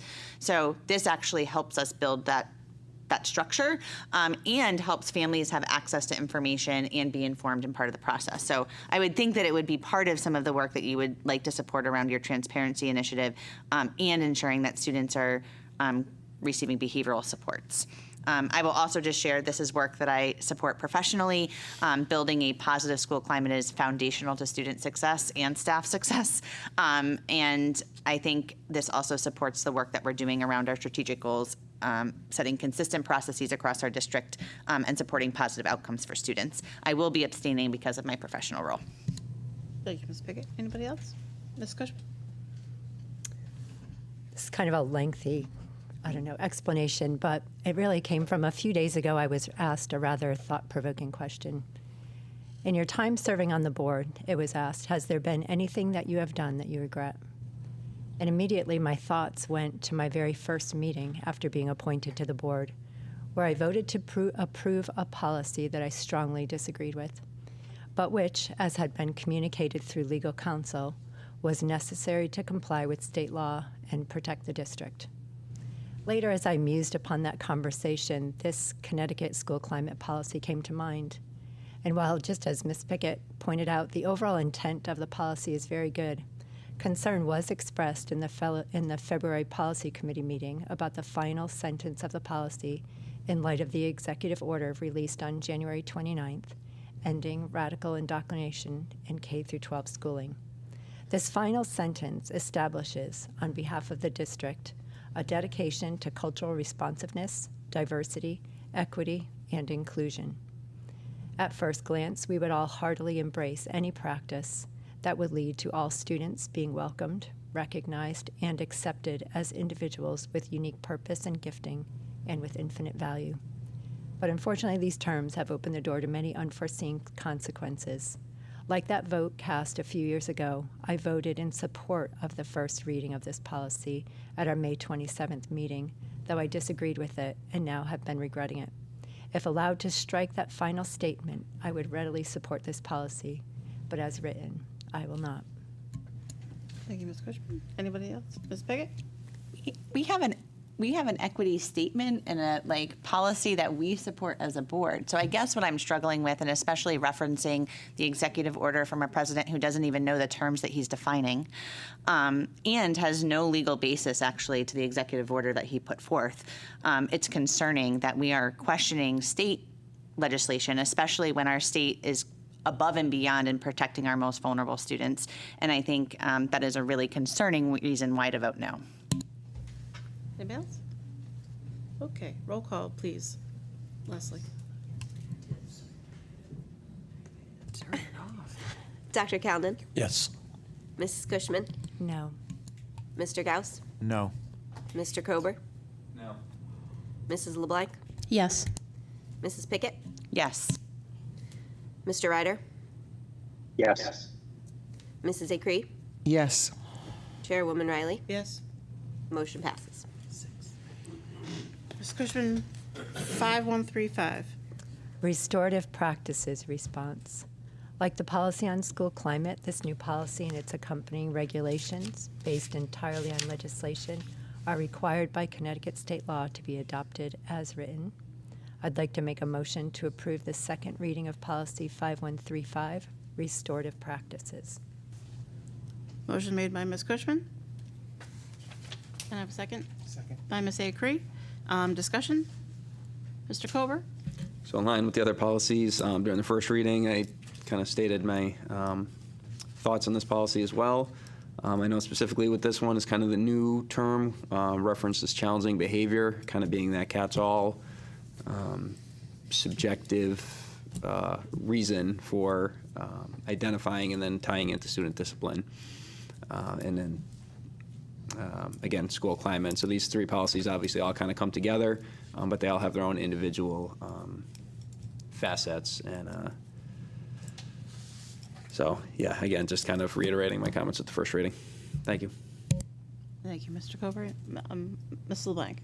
I just want to say, I feel like in leadership and in Mr. Macchio's weekly updates, we hear a lot about restorative practice and different things we're doing as a district. And I just wanted to say, since we're talking about restorative practice, we had so many more resources to implement it because there's so many good things that we could do with it here in Enfield. And unfortunately, our budget doesn't, because you actually need, bodies to really enhance the whole idea of restorative practices. So I think that though we are taking the restorative practices seriously and doing the best we can on the limited staff that we have. Thank you, Ms. LeBlanc. Ms. Pickett? I would just say that this policy supports some comments that I made around discipline, that this is really about teaching and creating community, which is more than just punishing kids. So I appreciate that we're looking at alternative solutions. Thank you. Anybody else? Okay. Roll call, please. Do you want Dr. me to call Calden? you Leslie or Miss Lawler? Oh, whatever you Does it matter? Because I call Kathy, so I just figured I'm switching it up on her. Leslie's fine. Okay. Dr. Calden? Yes. Mrs. Cushman? Yes. Mr. Gauss? Yes. Mr. Kober? No. Mrs. LeBlanc? Yes. Mrs. Pickett? Yes. Mr. Ryder? Yes. Mrs. Acree? Yes. Chairwoman Riley? Yes. Motion passes. Okay. Moving on to item C, repeal Board of Ed policy that we took off the table. Ms. Cushman. Policy 5145.54, civility, was tabled at the May 13th, 2025 board meeting with the intent to repeal it once policy 5131, student discipline, was passed by the board at second reading. The language intent of the civility policy is captured in the most current board policy of student discipline. Additionally, since the civility policy and its regulations direct individuals to this board policy, it seems redundant to maintain both, especially in our effort to streamline our policies. All right, motion by Ms. Cushman, Second. second by Second. Second by Mr. Kober. Any discussion? Mr. Kober. So just echoing as our policy chair kind of stated with this policy, so this is a policy that was adopted a couple of years ago, I believe, by the board. Was an optional K policy. As we're going through our transition with Shipman, it was identified as that they do not have a compatible policy, and due to the overlap with other policies, that it is a unnecessary policy. So, as we've talked about with streamlining and reducing policies, this is one tangible example of something that we could do to remove a policy without losing any of the substantive intent and protections that are incorporated into other existing policies, including the school discipline. Thank you, Mr. Kober. Anybody else? Okay, roll call, please, Leslie. Dr. Calnan? Yes. Mrs. Cushman? Yes. Mr. Gauss? Yes. Mr. Kober? Yes. Mrs. LeBlanc? Yes. Mrs. Pickett? No. Mr. Ryder? Yes. Mrs. Acree? Yes. Chairwoman Riley? Yes. Motion passes. Okay, moving on to 10D, repeal several policies. So just as we approved the policies before under A, now we can repeal or make them obsolete 5131.1, transportation bus conduct, 5131.5, vandalism, 5131.7, weapons and dangerous instruments, 5131.8, off-school grounds misconduct, and 5131.91, anti-hazing. So I need a motion to make those obsolete, or, yeah. Motion by Ms. Cushman, Second. second by Mr. Gauss. Any discussion? Mr. Kober? So while I wasn't in favor of the passing of the discipline policy, now that that is in effect, this policy does continue on my idea of streamlining, where we had several policies that all related with discipline. The Shipman model that we recently passed fortunately incorporated and consolidated them all in one place. So I am in favor of repealing these obsolete policies. Any other discussion? Sensing none, Leslie, roll call, please. Dr. Calnan? Yes. Mrs. Cushman? Yes. Mr. Gauss? Yes. Mr. Kober? Yes. Mrs. LeBlanc? Yes. Mrs. Pickett? Yes. Mr. Ryder? Yes. Mrs. Acree? Yes. Chairwoman Riley? Yes. Motion passes. Okay, moving on to 11C, discussion and action, if any, regarding the June 24th, 2025 board meeting. So since it's the beginning of summer and we do not need to approve the minutes because we did not certify the healthy food certification, there is actually no need for a June 24th board meeting. So I would need a motion to cancel the June 24th. So moved. Second. Motion I'm by, willing to put together an agenda. motion by Ms. Pickett, second by Mr. Kober. Any discussion? I'll just add, if Yes. something does come up, we can hold a special meeting with appropriate notice. Joe. Mr. Ryder? I was going to reiterate that as well. They'll beat me to it, but yes, if there is something that comes up, we will be meeting. Okay. Roll call, please, Leslie. Dr. Calnan? Yes. Mrs. Cushman? Yes. Mr. Gauss? Yes. Mr. Kober? Yes. Mrs. LeBlanc? Yes. Mrs. Pickett? Yes. Mr. Ryder? Yes. Mrs. Acree? Yes. Chairwoman Riley? Yes. Motion passes. Okay. 11D, I need a motion to cancel the July 8th regular Board of Ed meeting because we still don't have anything for that agenda, and it's at the very beginning of July. There obviously will be meetings in July for people that are on the negotiation team, committee thing, and if we need a special meeting, like Mr. Kober and Mr. Ryder said, we can always have a special meeting if needed. Madam Chair, I move we cancel the July 8th, 2025 meeting. Motion by Mr. Kober. Second. Second by Ms. Pickett. Any discussion? Sensing none, roll call, please. Dr. Calnan? Yes. Mrs. Cushman? Yes. Mr. Gauss? Yes. Mr. Kober? Yes. Mrs. LeBlanc? Yes. Mrs. Pickett? Yes. Mr. Ryder? Yes. Mrs. Acree? Yes. Chairwoman Riley? Yes. Motion passes. Okay. Board committee reports, curriculum committee. The next meeting scheduled will be September 18th, 2025. Okay. Finance and budget, Mr. Kober. Thank you, Madam Chair. So the Finance and Budget Subcommittee last met on Monday, June 2nd. Approval on accounts of payroll for the months of May will be read in later tonight during agenda item 15. During the committee, we reviewed the budget summary for FY25. So I will just read in the key totals on that. Out of the original appropriation of $77,429,555,000. Actual expenditures, including revenues year to date, are $70,516,153. Estimated end-of-year expenses are projected to end at $75,970,211. This would leave a end of fiscal year budget of $1,444,985 in the surplus variance. During this meeting, we also reviewed the grant summary.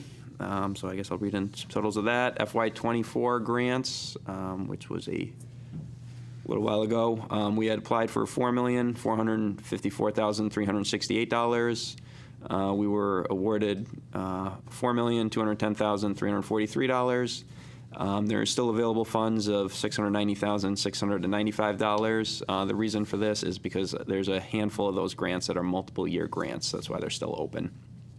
For the FY25 grant summary, we'd applied for $3,677,801. We were awarded $3,675,829. Available funds at this time were $1,228,977. FY25 being the current year, with also inclusive of a couple multi-year grants. Our upcoming fiscal year, FY26, much of that is not opened yet, but to date we have applied for 2 grants. So we've applied for $1,214,043. At this time, the next regular meeting of the Finance and Budget Committee is not scheduled till September. However, the committee did reach a consensus that we will hold a special meeting over the summer just to reconcile the end of the current fiscal year and determine what, if any, line item transfers need to be conducted for the budget. So pending any questions, that's all I have. Thank you, Mr. Kober. Policy committee. Ms. Cushman. There's nothing new to report, but our next meeting is Tuesday, September 16th at 5:30. Thank you. Leadership committee, our next meeting that I saw on the calendar wasn't until August 20th. So if we have one before then, I'll give you guys a call. Yeah, we may want to think about, for leadership, having one In July. or very early in August, so that we can, either late July or early August, just so we can plan out the agendas for the That August. would be great. Just a quick question for leadership, because I forgot if we talked about this in a meeting, because we do have a collective bargaining agreement that's coming up. I know we're in pre-negotiations. Can you just go over the negotiating committee, whether it's leadership or who was appointed to that committee for the Yep. ETA contract? Yeah. So the negotiating committee is mainly made up of Mr. Macchio, Mr. Longy, Dr. Barrios, Mrs. Cisneros. the lawyer, I can't remember the name. Attorney Ken Weinstock. There we go. Myself and Mr. Gauss, and I'm not sure yet who else. We're still talking about Yeah, that. I'm sorry is about that. yep. So there'll be 2 Democrats as well joining the group. I know that there were questions regarding the dates of the contract. So we have a letter from the state of Connecticut. The arbitration date, which is the drop dead date you have to have the contract agreed upon and approved, is October 15th. If it is not agreed upon by that date, it will go to arbitration, which means that a third party, impartial party, will make the decision for you. You won't have input. So I just wanted to put that out there too, since I know that question came up. The other part, just for those that haven't gone through this,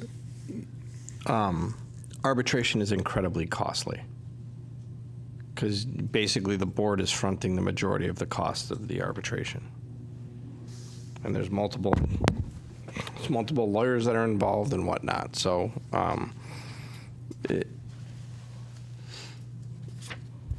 Actually, Mr. Ryder has his hand up. I'll let him. Yep, Mr. Ryder, go for it. No, I just wanted to ask, so that being the case, do we have a line item budget for that, or is that included into our attorney's fees estimated for the year? I must be getting tired. We have a line item for human resources legal opinion related to negotiations. There is a line item for that. Okay. So just a question, and I'm not sure if the chair can answer this or to the superintendent, just because I know the CSDE dates for the negotiations, like you said, they came out. Is that a guideline, or is that like set in statute somewhere? Because I believe like the current CBA doesn't expire till June 30 of 26. So to have a arbitration date set in October, 9 months in advance, it seems really far out. So I just kind of want to confirm the. You have to factor the number of municipalities across the state. They divide them out across the year. And spread them out for the State Department.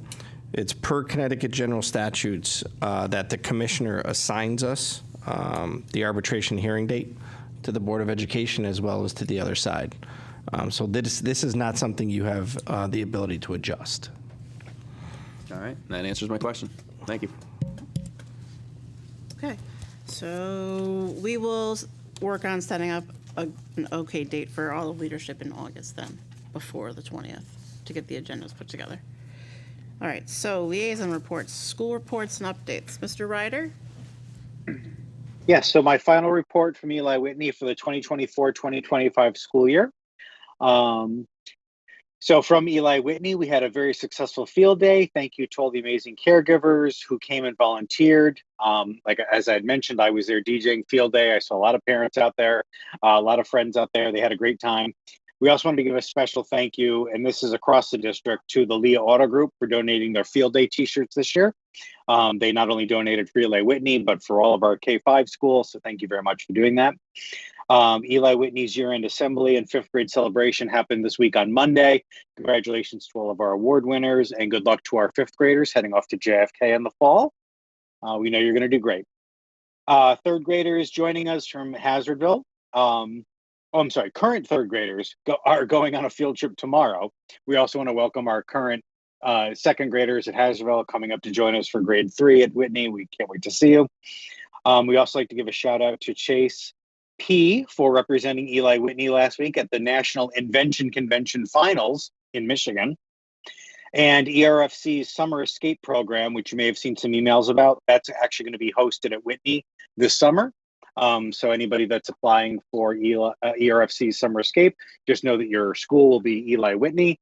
And we wanted to wish, this is from Eli Whitney, we wanted to wish everybody a safe and happy and a fun summer. I'd like to go next, Mr. Cover. Thank you, Madam Chair. So like Mr. Ryder, at this point, this will be my last liaison report for the current academic year. So I'll do my usual shout out to the Henry Barnard friends and family. Just like the letters XYZ, we now have 3 days of school left. Last Monday, June 2nd, the Big Cats held a successful field day in the sun. Ironically enough, it was a rain date because it was rescheduled. I personally was able to take the day and support an activity station. Mr. Ryder from the board was also present, managing the DJ station. It was great seeing such a large turnout of parent volunteers and all the students coming through the events. Thank you to all the volunteers, the PTO, the building staff that insisted in setting up, monitoring, and ensuring the event went off without a hitch. Special shout out to Mrs. Gowan from Barnard's PE department. Last Wednesday, June 4th, students and family were able to experience a visit from the magician and the juggler, Robert, aka Lucky Bob Clark. And the students all had a great time, many of them actually seeing the events twice during the school day and then again during the evening with their families. Today, the Kona ice truck was able to visit Barnard, courtesy of a donation from the FRC. And tonight, they're earlier in the evening, there were several end-of-school year celebrations and classroom walkthroughs that parents were able to attend based on invitations from their class. So that concludes my report. Thank you. Thank you, Mr. Cover. Dr. Calnan. Just a quick report from KITE. First of all, a few announcements, membership announcements. The Food Shelf advises that LunchLink registration is open. There are 2 distribution sites, as we've already commented on, serving at least 150 children weekly. Also, the Grill and Give event will be held on Friday, July 25th from 6 to 9 p.m. at the Thompsonville Moose Lodge. There will be live music and raffle prizes, and you can contact the Moose Lodge at 860-749-4062. Juneteenth celebration will be on June 21st on the town green from 11 a.m. to 6 p.m., and there will be live entertainment and food. And then finally, KITE held its annual self-assessment on June 4th. Some of the more salient conclusions were, although significant progress has been made over the years, there still needs to be greater engagement of diverse groups in the Enfield population. To expand visibility in the community, KITE should connect more frequently with Town Council and the Board of Education to review recurring issues. KITE should also develop strategies to increase community understanding of what KITE actually is. Strategies should be developed to recruit and mentor new leadership. And then finally, there is a need to clarify roles and strategies to help KITE members take ownership of specific activities. That concludes my report. Thank you, Dr. Calnan. Ms. Acree. Mr. DePere would like to wish everyone a restful, joyful summer full of great memories. He says, we look forward to welcoming you back next year with renewed energy and purpose. The 5th grade moving up ceremony will take place tomorrow at 10 a.m. We kindly ask that guests do not arrive before 9:30 a.m. Weather permitting, the ceremony will be held in front of the building. Please do not park in the front circle.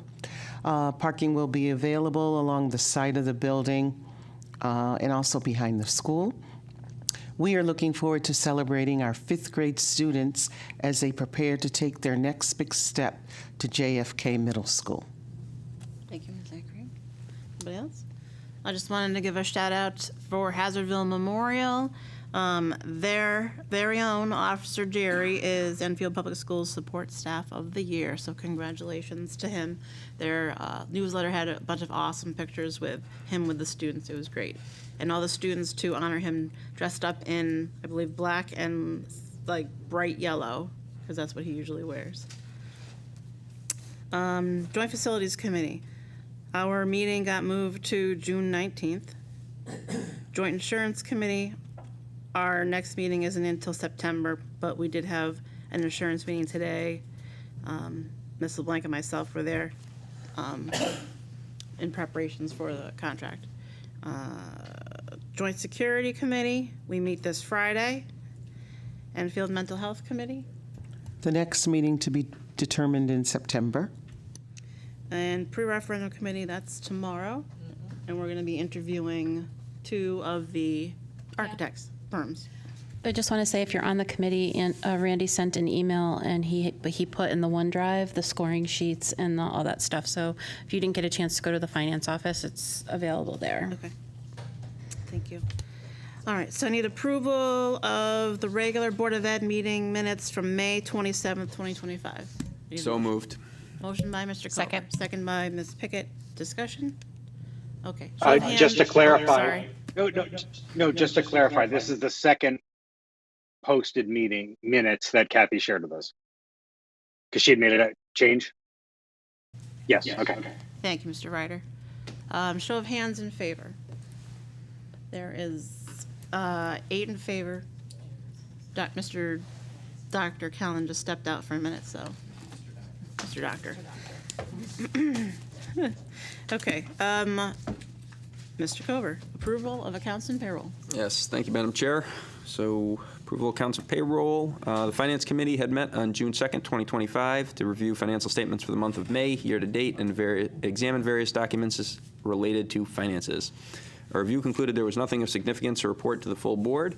Motion is, I move we accept the superintendent's certification as follows. Quote, I hereby certify that in the month of May, total expenditures amounted to $7,150,915.15, broken down between payroll totaling $4,669,126.21, and other accounts totaling $2,481,788.94. All payments have been made in accordance with the approved budget and are properly accounted for within the books of accounts. Copies of approval for check invoices are properly documented, prepared by Lorena Cisneros, Business Manager. Motion made by Mr. Kober. Second. Second by Mr. Gauss. Any discussion? Can I have a show of hands to approve? There is 8 in favor, none against. Mr. Right.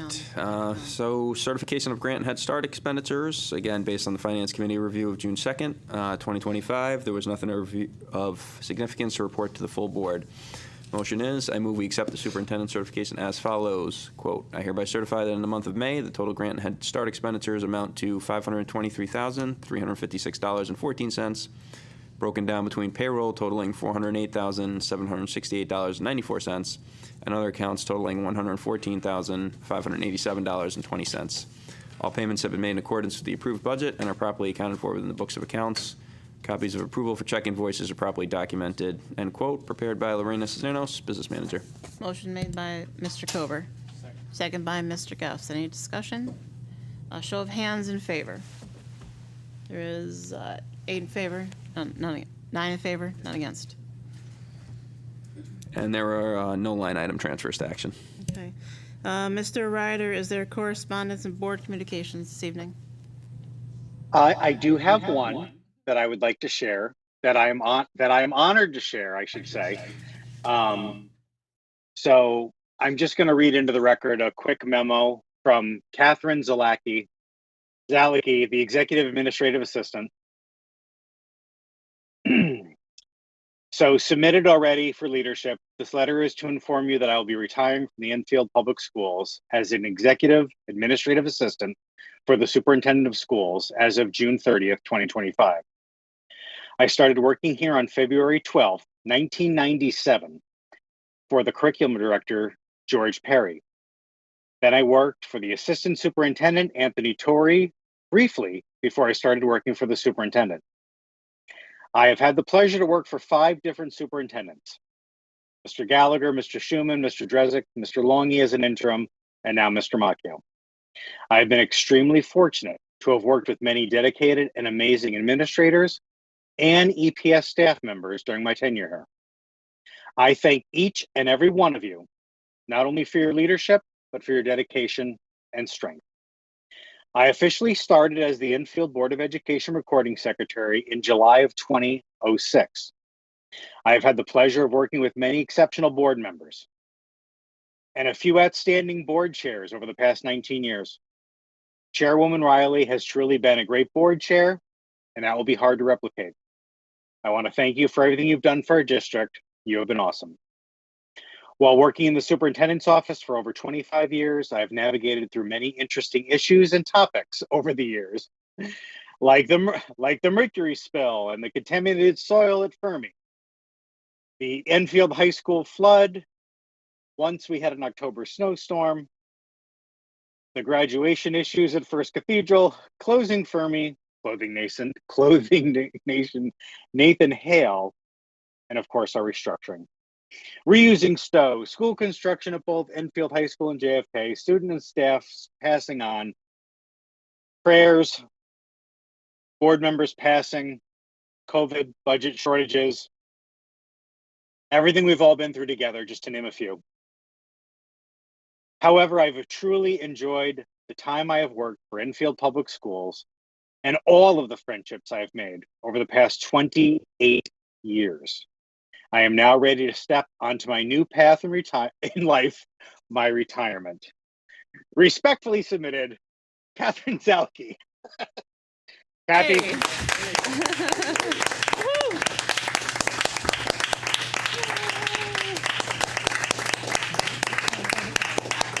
Thank you. Thank you very much. That is my submission for correspondence and communications this evening. Thank you, Mr. Ryder. There's no need for executive session, so I need a motion to Madam adjourn. Chair, I move we adjourn. Motion I by second. Mr. Carr, second by everybody. Miss LeBlanc. All in favor? 9 in favor, none against. Thank you, and have a wonderful summer.